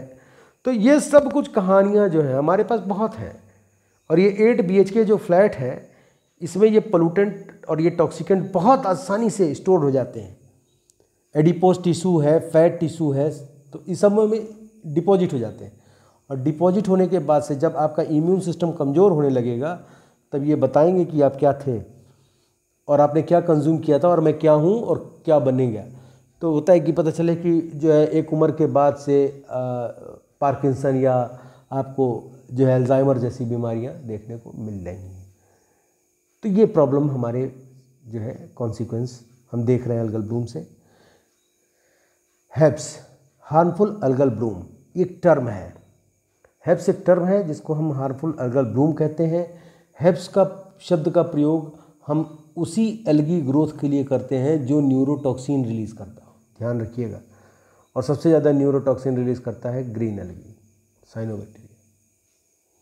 तो हेब्स शब्द जो है, हालांकि कई लोग रिलीज़ करते हैं, डायटम्स हैं, डायनोफ्लैजेलेट्स हैं, वो भी लोग करते हैं, तो वो भी हेब्स के कैटेगरी में आते हैं। पर हेब्स जो है में अगर हम रैंक बनाएं तो रैंक में cyanobacteria is the first one. Chlorophyll b होता है उसमें। क्लोरोफिल बी जो होता है वो majorly support by sunlight also, that's why the growth, उसकी ग्रोथ जो होती है वो बहुत फास्टर होती है as compare to the other algal growth. अब ये जो आपका हेब्स है ये हमारे शरीर में जब जाएगा तो कौन कौन से डिजीज़ कॉज करेगा, जैसे एमेंशिया है, shellfish poisoning, diarrhoea shellfish poisoning, neurotoxin shellfish poisoning, paralytic shellfish poisoning, amyotrophic lateral sclerosis, Parkinson और अल्जाइमर। ये मेजर डिजीजेस हैं। डिजीज़ तो कई कॉज करेगा, ये मेजर हैं। जैसे मान लीजिए आपने कोई सेल्फिश खाई और सेल्फिश को किसी ने बड़े स्पीशीज़ ने खाया, उसको आप खा रहे हैं, तो वो टॉक्सिन सेल्फिश के अंदर है और सेल्फिश से उस स्पीशीज़ के अंदर गया, 2 जगह वो मॉडिफाई हो चुका है, तीसरा आपके शरीर में जाएगा तो वो मॉडिफिकेशन करेगा ही करेगा। और कोई टॉक्सिन अगर न्यूरोटॉक्सिक कैटेगरी में है तो समझ लीजिए कि आप खतरे की घंटी से खेल रहे हैं। तो ये कुछ डिजीजेज हैं सेलेक्टेड जो कॉज करता है। रेड टाइड के बारे में जाने। रेड टाइड अमूमन रेड सी में होता है ज़्यादातर, और रेड सी में सबसे ज़्यादा डोमिनेंट स्पीशीज जो है, जो पहली बार देखा गया, जहाँ से उसका नाम पड़ गया रेड टाइड का, जानकारी रिसर्च शुरू हुई, वो है ट्राइकोडर्मा। ये स्पीशीज जो है ये डोमिनेंट है वहाँ पे। हालांकि रेड टाइड के लिए अलेक्जेंड्रियम भी है, पर डोमिनेंट है ट्राइकोडर्मम। और ट्राइकोडर्मन के प्रेजेंस के कारण ही रेड सी का नाम रेड सी पड़ा। अब सवाल ये आ सकता है कि ट्राइकोडर्मम या अलेक्जेंड्रियम, किसके नाम पर रेड सी का नाम रेड सी पड़ा? तो you should know that this is Trichodesmium, not Alexandrium. फिर जो आपका रेड टाइड है वो डायनोफ्लैजेलेट, ये भी एक फोटोसिंथेटिक प्लैंक्टोनिक अलगी होता है और ये टेम्परेचर डिपेंडेंट है। ये इनके अंदर कैपेसिटी होती है बायोल्यूमिनेसेंस की, जो ब्लू और ग्रीन लाइट को लिबरेट करते हैं, रिलीज़ करते हैं, दिखते हैं। जैसे जुगनू का वो दिखता है ना आपको स्पार्क करता हुआ, उसी तरह इसमें आपको ब्लू और रेड लाइट दिखेगा, ब्लू और ग्रीन लाइट दिखेगा। जो रेड टाइड क्रिएट करते हैं डायनोफ्लैजेलेट्स, ये दोनों ही कैटेगरी में आते हैं। ICBN में भी रखा गया, ICZN भी नॉमेनक्लेचर में रखा गया। अब ICBN और ICZN पर क्वेश्चन आया था, उसको हम डिस्कस करने जा रहे हैं, तब डायनोफ्लैजेलेट के बारे में थोड़ा और पढ़ेंगे। ICBN पर क्वेश्चन आया था कि 3 ऑप्शन थे, उसमें लिखा था international code of botanical nomenclature, international code in botanical nomenclature, international code on botanical nomenclature. अब ध्यान रखिएगा, अगर ये जो छोटे छोटे ऑफ और ऑन होते हैं ना, ये अच्छे अच्छे एग्जाम में आपको ऑफ और ऑन कर देंगे, क्योंकि बढ़ रही आबादी के हिसाब से नौकरियां तो लिमिटेड हैं। पूरे देश में 10% सरकारी नौकरी होती है, rest 90% majorly private sector govern करता है। तो 10% पर जब आप बढ़ी हुई आबादी के साथ फोकस करेंगे ना, तो क्वेश्चन का पैमाना टफ हो जाएगा, क्वेश्चन का पैमाना टफ हो जाएगा, बहुत टफ हो जाएगा, टफ नहीं होगा, बहुत टफ होगा। और धीरे धीरे हर साल ये टफ होता चला जाएगा। तो बहुत कोर में जाकर बहुत माइक्रो चीज़ों को निकालना पड़ेगा आपको। अगर आप सरकारी नौकरी में जाने की कोशिश कर रहे हैं, ट्राई कर रहे हैं, तो बहुत कोर में जाके माइक्रो चीज़ों को पढ़ना पड़ेगा आपको। ICBN international code of botanical nomenclature, of है, not on, not in, not an, of. फिर ICZN international commission on zoological nomenclature है, ऑन शब्द का इस्तेमाल है। अब जो आपका ग्रीन जो टाइड था उसको पढ़ा हम लोगों ने, रेड टाइड को देख रहे हैं, डायनोफ्लैजेलेट के कारण हो रहा है। रेड टाइड में जो कंडीशन जो होती है इनकी, वो लाइफ साइकिल डायनोफ्लैजेलेट की हैप्लॉन्टिक लाइफ साइकिल होती है। और ये भी एक क्वेश्चन था कि कौन से डायनोफ्लैजेलेट में हैप्लॉन्टिक लाइफ साइकिल नहीं पाई जाती है। वो सिंगल स्पीसीज है नॉक्टोलिका, इसमें जो है हैप्लॉन्टिक लाइफ साइकिल नहीं होती है। डायनोफ्लैजेलेट की एक ही वैरायटी है और उसमें हैप्लॉन्टिक लाइफ साइकिल नहीं पाई जाती है। Exceptions are everywhere. Haplontic life cycle, अब थोड़ा सा इसमें आपको यहाँ मैं समझा दूँ, क्योंकि बहुत सारे बच्चे ऐसे जुड़ते हैं जिनको बहुत जो है उसके बारे में डीप नॉलेज नहीं होता है, क्योंकि इसके साथ टीचर उसको ब्रीफ नहीं करते हैं। तो मैं, चूँकि मेरे पास अपॉर्चुनिटी है, तो मैं इसको ब्रीफ कर देता हूँ, तो आप इसको नोट कर लीजिएगा। अब हैप्लॉन्टिक शब्द आ गया, अब अचानक से हैप्लॉन्टिक क्या है, कोई फ्लैशबैक मेमोरी आप सोचेंगे, तो मैंने इसको उतना आप दिमाग पे जोर मत दीजिए, मैं यहाँ लिख रखा हूँ। हैप्लॉन्टिक लाइफ साइकिल होता है जिसमें जो हैप्लॉइड स्टेज होता है वो मल्टी सेलुलर होता है। पकड़िएगा, haploid stage multi cellular, diploid stage single cell. Haploid stage multi cellular, diploid stage single cell. Meiosis zygotic formation green algae में होता है, वॉल्वेस स्पायरोगाया क्लाइमेडोमोनास। ठीक है, एक एग्जाम्पल हो गया इसके। डिप्लॉन्टिक में, डायप्लॉन्टिक लाइफ साइकिल में डिप्लॉइड स्टेज होगा मल्टी सेलुलर, उलट गया देखिए, डिप्लॉइड सेल होगा multi cellular, haploid gamete formation करेगा, मायोसिस और गैमेटिक फॉर्मेशन, गैमेट्स के through gametic formation. Example gymnosperm, angiosperm, पूरा का पूरा भरा हुआ है इससे। हैप्लोडाइप्लॉन्टिक लाइफ साइकिल, ये क्या है, ये मल्टी सेलुलर जो होंगे वो डिप्लॉयड एंड हैप्लॉयड होंगे, स्टेज पर होंगे। मियोसिस होगा, यहाँ पर स्पोरिक फॉर्मेशन होगा, स्पोर्स का फॉर्मेशन होगा, जिसमें ब्रायोफाइटा अग्रणी टॉप पर है। तो यहाँ पर मैंने ये बताया आपको बेसिकली हैप्लॉन्टिक, डिप्लॉन्टिक और हैप्लोडिप्लॉन्टिक लाइफ साइकिल के बारे में, क्योंकि यहाँ पर हैप्लॉन्टिक शब्द आ गया था, तो मैं कहा आप बच्चों को ये जानकारी होनी चाहिए। ये हमेशा ध्यान रखना आप लोग, कभी भी कोई भी आप फुल फॉर्म लिखो, ये ऑफ और ऑन को बहुत माइन्यूट अपना कोशिश करना कि आप अच्छे से लिखो, क्योंकि यहाँ की गलती ना आपको ऑफ और ऑन कर देती है पेपर में। क्योंकि एक क्वेश्चन के गलत होने पर आप, अब पहले समय तक ही 100 लोगों में पीछे हो जाएंगे, एक क्वेश्चन गलत होगा तो। अब अगर आपने एक क्वेश्चन भी गलत किया, आप लाख में पीछे हो रहे हैं, लाखों में पीछे हो जाएंगे। अब डायनोफ्लैजेलेट जो है वो प्राइमरली मैराइन एनवायरनमेंट में प्रेजेंट होते हैं, अलगल ब्लूम कॉज करते हैं, जैसा रेड टाइड हम लोग पढ़ रहे हैं फंडामेंटली। ये क्लाइमेट चेंज के द्वारा रेड टाइड ज़्यादा होता है, नेचुरल फिनोमिना में है। रेड टाइड इसके लिए नेचुरल फिनोमिना है। ग्रीन टाइड तो ह्यूमन इंड्यूस्ड है, पर रेड का टाइड का ये बेसिकली नेचुरल फिनोमिना में आता है। पर नेचुरल फिनोमिना भी इन्हांस और ट्रिगर होता है बाय ह्यूमन बीइंग।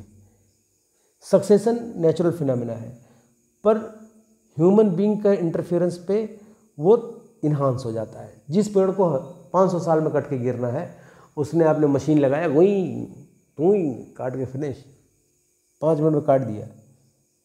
तो आपने क्या किया, रेट ऑफ सक्सेशन को इन्हांस कर दिया।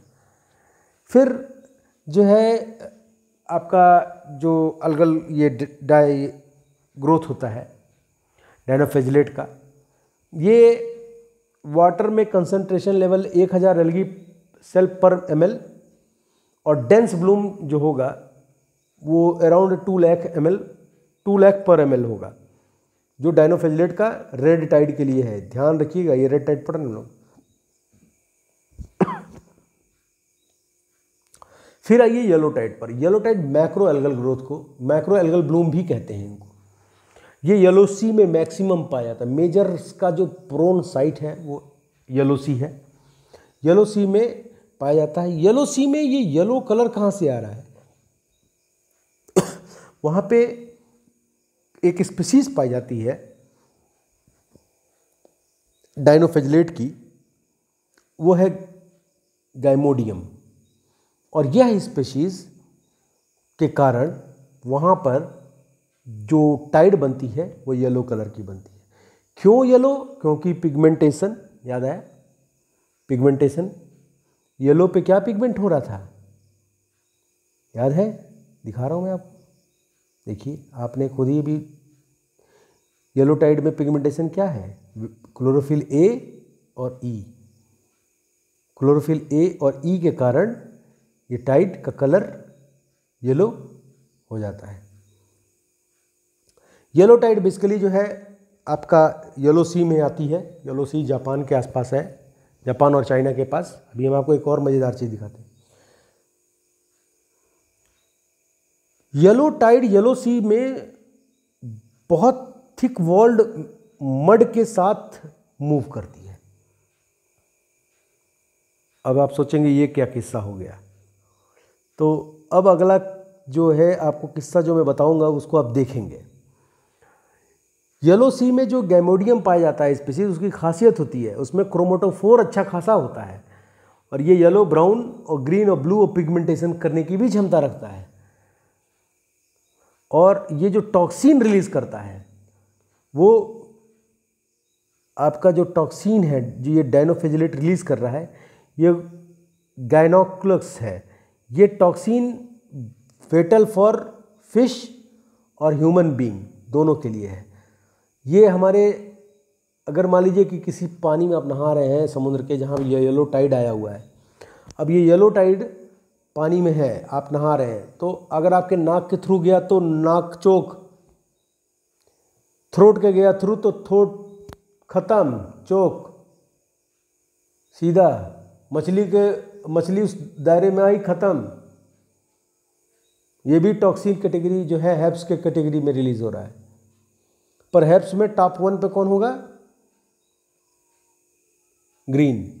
अब ये देखिए, एक वीडियो बहुत वायरल हुआ था कि 2 लहरें नहीं मिल रही हैं, ये हमें मिल गए, ये मिल गए। ये येलो रिवर मीट सी इन ईस्ट चाइना, और ये येलो रिवर में देख रहे हैं, ये येलो सी जिसको आप कह रहे हैं, येलो सी की कहानी ये यही है। ये आपका येलो सी में मैक्रो एल्गल ब्लूम। सवाल आता है, macro algal bloom is caused और इज ऑल्सो नोन एज, तो आप क्या बोलेंगे?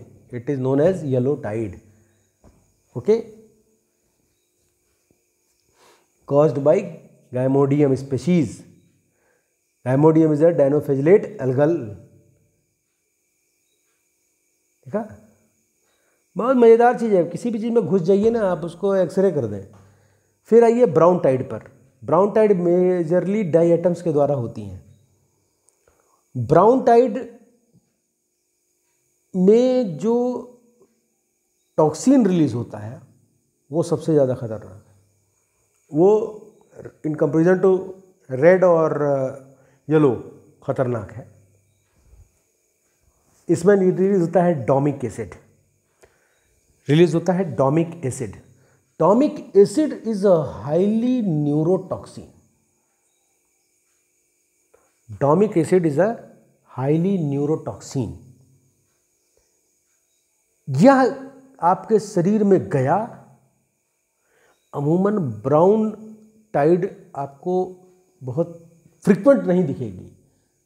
हो सकता हो कि आप समुद्र में गए नहाने, या उसमें वो फोटिक जोन में है, आप कॉन्टिनेंटल शेल्फ पे हैं, कहीं इम्पैक्ट में अगर आप आ गए, खुदा न खास्ता, भगवान न करे ऐसा हो, डोमिक एसिड आपके शरीर में जाएगा। डोमिक एसिड अगर आपके शरीर में उसके इन्हेलेशन पे जा रहा है, या आपने कोई वहाँ की मछली खा ली जो डोमिक एसिड के कारण मरी है उस ग्रोथ के कारण, और आप उसको कंज्यूम कर लिए, तो क्या होगा कि ये डोमिक एसिड आपके शरीर में जाते ही न्यूरोटॉक्सिन होता है, ये सीजर्स क्रिएट करता है, मतलब मिर्गी के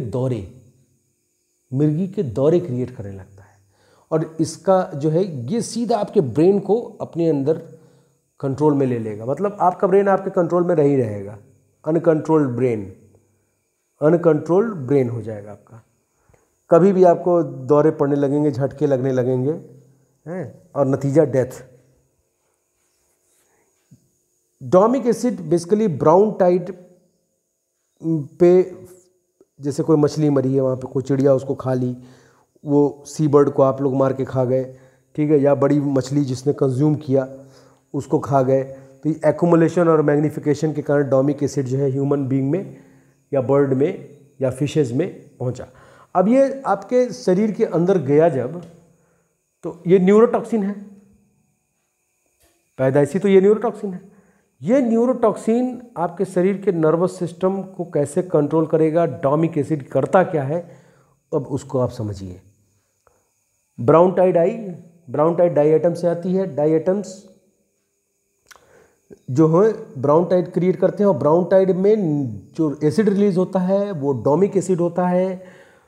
ए और ई क्लोरोफिल होता है, और यहाँ पर डोमिक एसिड रिलीज हो रहा है, और डोमिक एसिड न्यूरोटॉक्सिन। अब न्यूरोटॉक्सिन कर क्या रहा है, डोमिक एसिड से बना हुआ न्यूरोटॉक्सिन जो है वो आपके ग्लूटामेट रिसेप्टर पे इम्पैक्ट डालेगा, और हमारे शरीर का जो न्यूरोमोटर ऑर्गन है वो सारा का सारा आपका ग्लूटामेट रिसेप्टर बेस है। जो सिनेप्टिक नर्व इम्पल्स आप इंटरमीडिएट में रमेश गुप्ता में पढ़े होंगे, या एमपी कौशिक नहीं, रमेश गुप्ता में पढ़े होंगे, जूलॉजी की बुक है, तो उसमें आप पढ़े होंगे सिनेप्टिक नर्व इम्पल्स, या आप टीडी ब्रॉक पढ़ेंगे तो उसमें भी सिनेप्टिक नर्व इम्पल्स के बारे में है। तो इसमें जो आपका सिनेप्टिक नर्व इम्पल्स है ये ग्लूटामेट रिसेप्टर के कारण होता है, और ग्लूटामेट के कारण ही हो रहा होता है रिसेप्टर के। और जैसे ही आपने कोई भी ऐसी फिश को कंज्यूम किया, बेसिकली शेल फिश समुद्र में सबसे ज़्यादा शिकार की जाती है, तो शेल फिश को कंज्यूम किया, वो डोमिक एसिड डाई एटम का जो क्लास है उस क्लास में अंतर्गत वो है जो एमेंशिया सेल्फिश पॉइजनिंग कॉज करता है बाय डोमिक एसिड। ये डाई एटम शिजिया पुंजेन के कारण होता है। ये NITZ साइलेंट है, SCHIA पुंजेन के कारण होता है, और ये आपका ग्लूटामेट रिसेप्टर पर इम्पैक्ट डालता है। ग्लूटामेट रिसेप्टर हमारे शरीर में पूरे नर्वस सिस्टम में प्रेजेंट होते हैं। ये हमारे न्यूरोट्रांसमीटर ऑर्गन को, जैसे कहते हैं, गवर्निंग बॉडी होता है। अब ये न्यूरोट्रांसमीटर ऑर्गन जो ग्लूटामेट रिसेप्टर है, इसकी खासियत क्या है, ये जीन म्यूटेशन और auto antigen antibody mechanism, auto antigen antibody mechanism आपने पढ़ा होगा MSc फर्स्ट ईयर में, पेपर 4th जो इन्वायरमेंटल माइक्रोबायोलॉजी बायोटेक्नोलॉजी है, सबसे बढ़िया चीज़ उसमें पढ़ाई गई है, सबसे बढ़िया चीज़ होती है, इम्यूनोलॉजी पूरा उसमें है। उसके लिए जो बेस्ट बुक है वो है TD ब्रॉक की इन्वायरमेंटल माइक्रोबायोलॉजी, सबसे बढ़िया किताब TD ब्रॉक की। हालांकि और भी कई किताबें हैं, ऐसा नहीं है, मैं विरोध नहीं कर रहा हूँ, बुक्स सभी अच्छी होती हैं। एक अच्छी बुक की खासियत होती है वो आपसे बात करे, अच्छी बुक की खासियत होती है कि वो आपसे बात करे। तो ग्लूटामेट रिसेप्टर जो है वो हमारे जीन म्यूटेशन में पार्टिसिपेट करता है। अब मान लीजिए कि डोमिक एसिड के कारण ग्लूटामेट रिसेप्टर आपका खराब हुआ, तो जीन म्यूटेशन पर इम्पैक्ट पड़ेगा, जेनेटिक डिसऑर्डर और आपका इम्यून सिस्टम भी गया, auto antigen antibody binding mechanism भी खत्म, नतीजा रुखसती। अब जो आपका यहाँ पर एक जानकारी के लिए अब ग्लूटामेट आ गया। बहुत सारे बच्चे सोचेंगे ग्लूटामेट रिसेप्टर क्या हो गया। तो ग्लूटामेट रिसेप्टर कुछ नहीं, ये दो तरीके के होते हैं। एक आयनोट्रॉपिक ग्लूटामेट रिसेप्टर होता है मेजरली, और एक मेटाट्रॉपिक ग्लूटामेट रिसेप्टर होता है। एक जो आयन होता है ये आयन चैनल को एक्टिवेट करता है, बाइंडिंग ग्लूटामेट रिसेप्टर का प्रोग्राम करता है। और जो मेटाट्रॉपिक ग्लूटामेट रिसेप्टर होता है ये सिग्नल का ट्रांसडक्शन प्रोसीजर करता है। इसमें परेशान होने की बात नहीं, कोई बहुत बड़ी चीज़ नहीं बता रहा हूँ मैं। तो डोमिक एसिड से ग्लूटामेट रिसेप्टर खराब होता है, और ग्लूटामेट रिसेप्टर खराब होने पर साइनेप्टिक नर्व इम्पल्स इम्पैक्ट में आता है।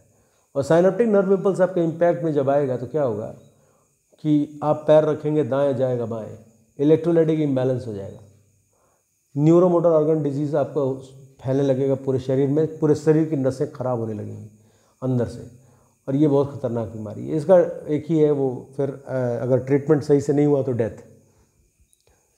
डोमिक एसिड ये आपका उसमें HA जो आपका हेप्स है उसमें आता है, हाईली पॉइजनस एल्गल ब्लूम। बहुत खतरनाक है, देखने में एल्गल ब्लूम बहुत आसान लगते हैं पर है बहुत डेंजरस। अच्छी अच्छी चीज़ें तोड़ दिया है इन्होंने, अभी देखिएगा आप आगे, अभी तो पिक्चर बाकी है। अब इफेक्ट ऑफ एल्गल ब्लूम क्या है? Endangerment to the human health and life, अभी हम देख रहे हैं पार्किंसन से अल्जाइमर तक। फिर डोमिक एसिड का इम्पैक्ट देख रहे हैं जो आपका ग्लूटामेट रिसेप्टर को ख़राब कर रहे हैं। फिर एक्वाटिक लाइफ का डेथ होना, फिर ओशन में डेड जोन बनाना, ओशन एसिडिफिकेशन भी सपोर्ट करता है। फिर स्ट्रेन ऑन इकोनॉमिक्स, अब देखिए इन्वायरमेंट में आपने कोई छेड़छाड़ की तो आपका इकोनॉमिक तक हिल जाएगा। तो स्ट्रेन ऑन इकोनॉमिक्स क्रिएट करता है, क्योंकि बहुत सारे मछुआरों का लाइवलीहुड है एक्वाटिक सिस्टम। फिर इसके बाद से बहुत सारा इंडस्ट्री का जो है सपोर्टिव सिस्टम है समुद्र, वो भी डैमेज हो जाता है। स्ट्रेन पड़ता है इंडस्ट्रियल प्रोसीजर पर, unit operation and unit process पर। टूरिज़्म का लॉस होना, माने भाई समुद्र के किनारे बैठने या टूरिस्ट आए हैं आपके यहाँ विदेश से सैलानी, और पता चले कि कोवलम बीच पर या कन्याकुमारी के बीच पर या रामेश्वरम के बीच पर ग्रीन टाइड रेड टाइड जैसी चीज़ें आई हैं, तो वहाँ का समुद्र का जो सीनिक वैल्यू है वो ख़राब हो जाएगा, ख़त्म हो जाएगा, टूरिज़्म वहाँ ख़त्म हो जाएगा। क्योंकि टूरिस्ट जो है वो रिलैक्स और एकदम फ्री माइंड से आते हैं, वो यहाँ परेशानी लेने नहीं आते हैं। और ये सारी जो आपका ग्लूटामेट रिसेप्टर की प्रॉब्लम है और ये सारी दिक्कतें हैं, ये परेशानी है उनके लिए, भाई जानलेवा है।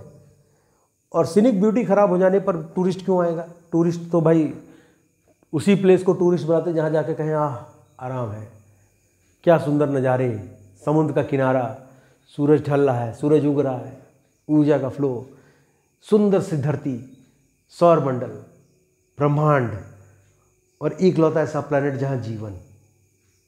कितनी खूबसूरत है ये धरती हमारी, इसका हम लोग क्या कर रहे हैं? फिर इसके बाद से वाटर स्कैर्सिटी, बहुत सारे डिसैलिनेशन प्लांट होते हैं, वो दिक्कत हो जाएगा उनको। अल्गल ब्लूम से वो डिसैलिनेशन प्लांट की एफिशिएंसी पर भी इम्पैक्ट पड़ता है।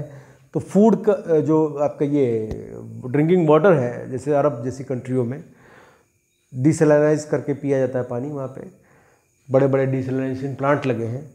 इसके कारण क्या होगा कि वहाँ पर पानी की कीमतें बढ़ जाएंगी और वो प्लांट्स भी ख़राब हो जाते हैं, कई बार ऐसा हुआ है।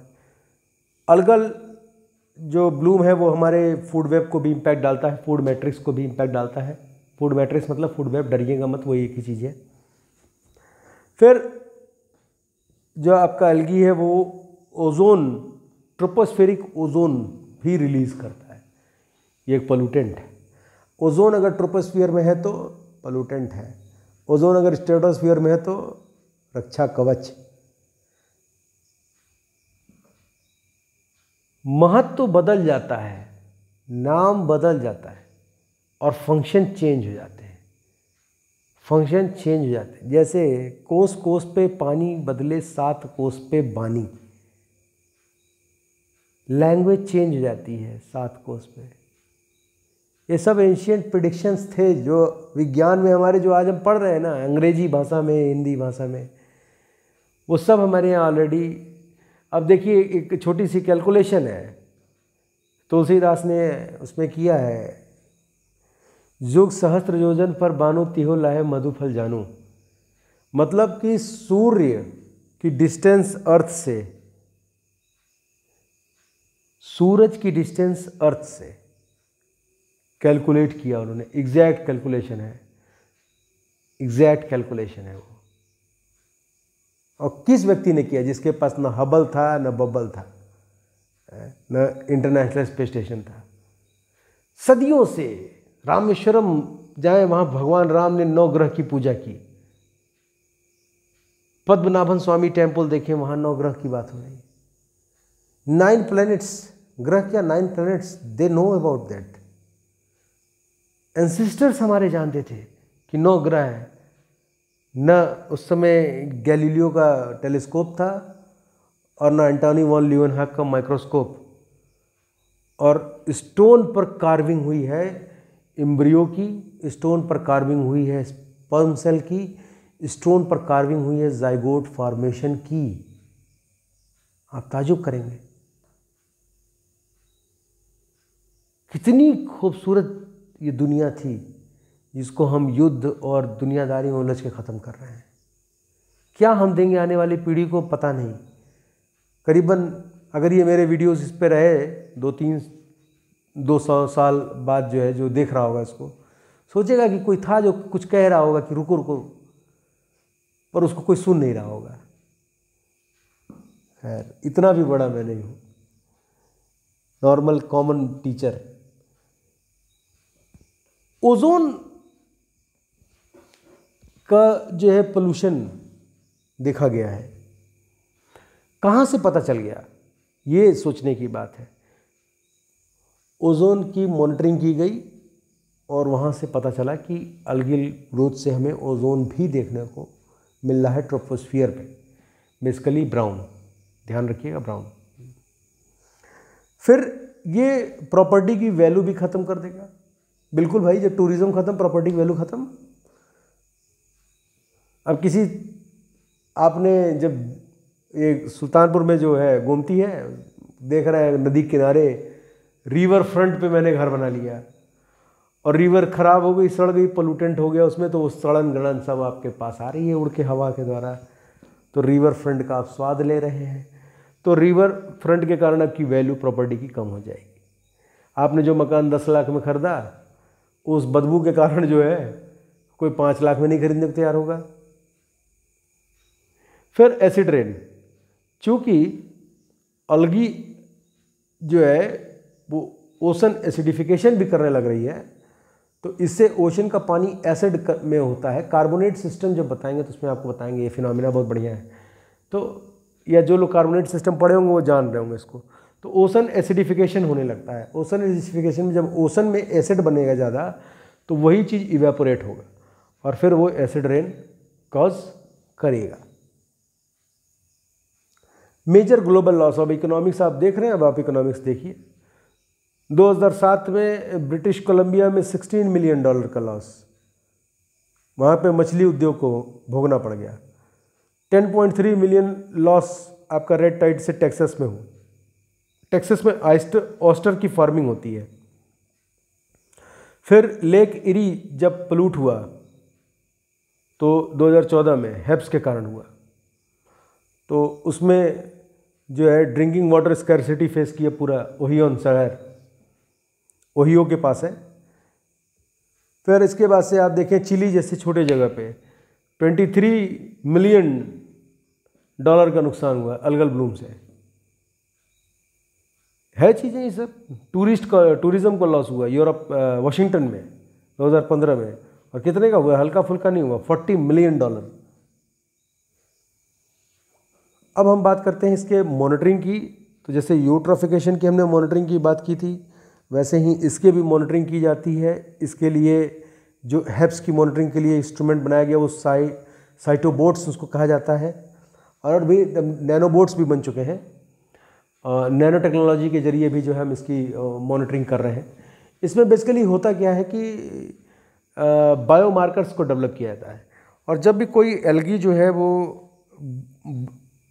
टॉक्सिन रिलीज करती है तो बायोमार्कर उसको रीड आउट कर लेता है, और रीड आउट करने के बाद से उसमें सेंसर जो लगे रहते हैं वो जीपीएस सिग्नल भेजकर सैटेलाइट के थ्रू इंफॉर्मेशन देते हैं कि जो है भाई इस इलाके में इस लॉन्गिट्यूड लैटिट्यूड पर जो आपने साइबॉट लगाया था इसके से बायोमार्कर से सिग्नल आ रहे हैं, रिलीज हो रहे हैं कि यहाँ पर कोई एल्गी ग्रोथ तेज़ी से कर रही है। तो एल्गी की मॉनिटरिंग हम कर सकते हैं, प्रेडिक्शन कर सकते हैं। फिर इसके बाद से national centre for environment information, ये भी जो है आपका एल्गी की ग्रोथ की मॉनिटरिंग करता है और इंफॉर्मेशन प्रोवाइड कराता है। ये एक प्लेंटोनिक नेटवर्क है। जो national centre for coastal oceanic science है, और जो ये सारे चीज़ें हैं ये नोवा के अंतर्गत आते हैं, नेशनल ओशियनोग्राफिक एडमिनिस्ट्रेशन, एटमॉस्फेरिक एडमिनिस्ट्रेशन के अंतर्गत। इंडिया में भी है, जैसे आपका जो है गोवा में है नेशनल ओशियनोग्राफिक रिसर्च इंस्टीट्यूट निकोर गोवा, निकोर उसका फॉर्म का है, गोवा में है, वो इंडिया में ही है। अब इसको रोकथाम करने के लिए मॉनिटरिंग कर रहे थे लोग, तो उस दौरान सजेस्ट किया, एक रिसर्च पेपर से मुझे मिला, वो सी ग्रास के बेड को बनाने की बात किया गया, उससे हम अलगल ब्लूम को चोक कर सकते हैं। उसके बाद से म्यूनिसिपल जो आपका ट्रीटमेंट प्रोसीजर है उसमें कॉपर सल्फेट का इस्तेमाल और एल्युमिनियम सल्फेट का इस्तेमाल करते हैं। एक जो है न्यूवैक्स FX 300 एक केमिकल है, जिसका केमिकल का इस्तेमाल करके हम वेस्ट वाटर ट्रीटमेंट जहाँ हो रहा है वहाँ पर इसका इस्तेमाल करते हैं, और करने पर हम फास्फोरस की मात्रा को कम कर ले जाते हैं, और इससे जो है एल्गल ग्रोथ जो है वहाँ पे होने के चांसेस कम होने लगते हैं। इसके बाद से हम स्लज को वॉल्यूम को इंडेक्स को चेक करें, या डिस्चार्ज के लेवल को कम करें, या स्लज का हम कहीं यूज़ कर ले जाएं, ऑर्गेनिक उसमें डंपिंग ना करें, फ्लश ना करें उसमें हम, जैसे इफ्लुएंट ट्रीटमेंट प्लांट अक्सर जो है अपने फ्लश कर देती हैं। जैसे सुल्तानपुर में BHL है, Bharat electrical limited, heavy electrical limited, ये अक्सर जो है अपने सारे इफ्लुएंट को ड्रेन करता है गोमती रिवर में, और उस कॉन्सिक्वेंस को सुल्तानपुर के लोग भोगते हैं। उस ड्रेनेज में क्या हो रहा है कि उसमें बहुत सारे टॉक्सिकेंट हैं, हैवी इलेक्ट्रिकल इक्विपमेंट्स जो बनते हैं तो बहुत सारे टॉक्सिकेंट्स रिलीज होते हैं जो नोन और अननोन दोनों होते हैं, और वो यहाँ के इकोसिस्टम पे इम्पैक्ट डाल रहे हैं, वो यहाँ के इकोसिस्टम पे इम्पैक्ट वाटर के डाल रहे हैं, गोमती पे डाल रहे हैं। धीरे धीरे यहाँ पे मछलियों की संख्याएं कम हो रही हैं। मैं इसको इसलिए कह रहा हूँ क्योंकि 2011 में यहाँ पे जो निकटवर्ती इलाकों में जो मछलियाँ पाई जाती थी वो उनकी मात्रा बहुत अच्छी थी, बाहर से मछलियाँ लाने की ज़रूरत नहीं थी। पर इस समय जो है वो इस शर्त तक मछलियों को बाहर से मंगा रहे हैं, क्योंकि मछुआरे अक्सर हम कम्युनिकेट करते हैं, मैं जाता रहता हूँ, खुद कह रहे हैं कि मछलियों की संख्या बहुत तेज़ी से कम हो रही है। तो मे भी कोई टॉक्सिकेंट होगा ही, क्योंकि भारत हैवी इलेक्ट्रिकल के पास जो है इन्वायरमेंटल ट्रीटमेंट प्लांट उनका ETP नहीं है, ऐसा कोई बहुत बड़ा ETP नहीं है जिसको वो रन करा रहे हो किसी इन्वायरमेंटल ऑफिसर के अंतर्गत। अब चूंकि वो भारत के 9 रत्नों में से हैं इंडस्ट्रियल, तो भाई ठीक है, अगला भोगे। कुछ इंफोटेनमेंट की बात आपके लिए बता दें, जैसे एक क्वेश्चंस के कुछ शॉर्ट्स हम रखे हैं। ब्लू कार्बन एक शब्द है, व्हाट इज ब्लू कार्बन? तो ब्लू कार्बन वो है carbon dioxide captured by ocean and coastal ecosystem, तो उसको हम ब्लू कार्बन कहते हैं। ब्लू कहाँ शब्द आया? ओशन के कारण आया। ब्लैक कार्बन क्या हो गया? ब्लैक कार्बन हो गया टेरेस्ट्रियल के लिए। Water credit system, water credit system micro finance को प्रमोट करने के लिए सरकार द्वारा चलाया गया एक कार्यक्रम है, जिसमें कि सैनिटाइजेशन प्रोसीजर के लिए इस्तेमाल किए जाने वाले पानी से भी हम बिजनेस की बात करें, ये 2 प्रकार का होता है वाटर क्रेडिट सिस्टम। एक ग्रीन वाटर क्रेडिट सिस्टम है, वो एग्रीकल्चर के लिए है, blue water system recharge ground water के लिए होता है। फिर एक आता है R2 code practice. R2 code practice जो है वो इन्वायरमेंटल प्रैक्टिस है for electronic e waste recycling के लिए किया जाता है, क्योंकि ई वेस्ट जो होता है उससे लेड ऑक्साइड रिलीज होती है और लेड ऑक्साइड बहुत खतरनाक पोल्यूटेंट है। अगर वो आप टेक करेंगे आप तो आपके फेफड़े में जाएगी तो पैच क्रिएट करती है। पैच से आपको ट्यूबरकुलोसिस और लंग कैंसर भी हो सकता है। फिर इसके बाद से कॉमन कार्बन मैट्रिक्स क्या है? कॉमन कार्बन मैट्रिक्स जो है CCM, ये UNEP का प्रोग्राम है जिसमें पूरे वर्ल्ड लेवल पर कार्बन फुटप्रिंट की मॉनिटरिंग की जाती है और कार्बन फुटप्रिंट को बिल्ड किया जाता है कार्बन क्रेडिट सिस्टम को इम्प्लीमेंट करने के लिए, क्योंकि अब कार्बन फुटप्रिंट पे काम हो रहा है और अच्छे से हो रहा है। कार्बन क्रेडिट पे जब वीडियो बनाऊंगा मैं कार्बन फुटप्रिंट को उसमें मैं इंक्लूड करूंगा। न्यूयॉर्क डिक्लेरेशन ऑन फॉरेस्ट, जैसा कि मैंने अभी बताया था कुछ स्लाइड पहले, 2014 में हुआ कि 2030 तक जो है हम जंगल के कटान को एकदम रोक दें। ये सब शुरुआत अभी से कर दी है, क्योंकि हमको ऑक्सीजन की मात्रा का जो इम्बैलेंस क्रिएट हो रहा है वो बहुत बड़ा प्रॉब्लमेटिक सीक्वेंस है। इसके बाद एक टॉक्सिक पार्टिकल के बारे में मुझे पता चला, वो है मैग्नेटाइट पार्टिकल। मैग्नेटाइट जो है वो आपके गाड़ी के ब्रेक दबाने से, इंजन के ब्रेक दबने से, हवाई जहाज से के ब्रेक से, इंजन से रिलीज होता है। ये मैग्नेटाइट जो पार्टिकल है वो न्यूरो डिजेनरेटिव प्रॉब्लम क्रिएट करता है। ये भी न्यूरोमोटर डिसऑर्डर क्रिएट करता है, सिनेप्टिक नर्व इम्पल्स। ये एरोसॉल के साथ किसी भी हाईवे में या आप किसी भी जैम में फंसे हैं और car bumper to bumper driving हो रही है। बम्पर टू बम्पर मतलब गाड़ी का जो बम्पर होता है उसका बम्पर अगली गाड़ी का बम्पर एकदम सट के चल रहे हैं, मतलब एक बित्ते की भी दूरी उनके अंदर है। तो बम्पर टू बम्पर ड्राइविंग में हम ब्रेक्स का ज़्यादा इस्तेमाल करें, उसमें जो है मैग्नेटाइट रिलीज होता है। ये मैग्नेटाइट की वो है दिक्कत कि ये आपके नाक के बाल से रुकता नहीं है, वो आपके इनहेल हो जाता है और ये आपके ब्रेन में जाके स्टोर होता है। कितना खतरनाक चीज़ है आपके ब्रेन में, और ब्रेन में जाके स्टोर होने पर ये न्यूरोलॉजिकल डिसऑर्डर क्रिएट करता है। सोर्स इसके क्या है? Engine of Motors, power plant और मेनली ब्रेक, मोटरसाइकिल का, बाइक का, कार का ब्रेक।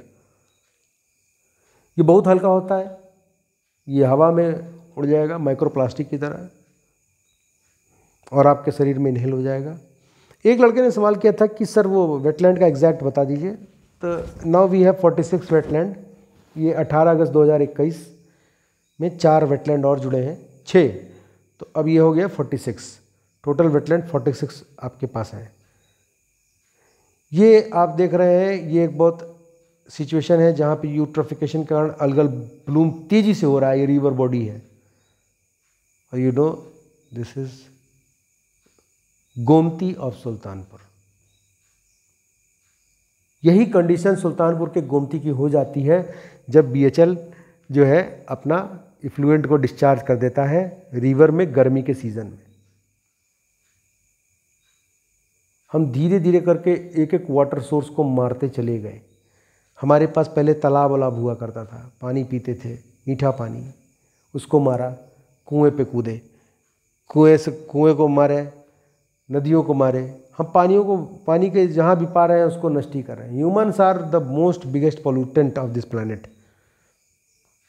तो थैंक यू वेरी मच। कोई क्यूरी होगी तो आप हमसे पूछ लीजिएगा, मेरा मोबाइल नंबर इसमें दिया हुआ है। इस वीडियो को लाइक और शेयर कर दीजिएगा, सब्सक्राइब कर दीजिएगा। और मैं एक बार पुनः आप लोगों से सॉरी बोलता हूँ क्योंकि मुझे डिलीट करना पड़ गया था, क्योंकि प्रीवियसली कुछ प्रॉब्लम इसमें हो गया था इंटरनेट के कारण, नेटवर्क ग्लिच जिसको कहते हैं, जिसके कारण पूरा वीडियो रन नहीं कर रहा था। अपलोड तो हो गया था पर पूरा वीडियो रन नहीं हो रहा था, इसलिए मैंने उसको डिलीट किया था। आई बटन में यूट्रोफिकेशन का वीडियो आ जाएगा, आप उसे देख लीजिएगा। Thank you very much. खुश रहिए। Have a nice day.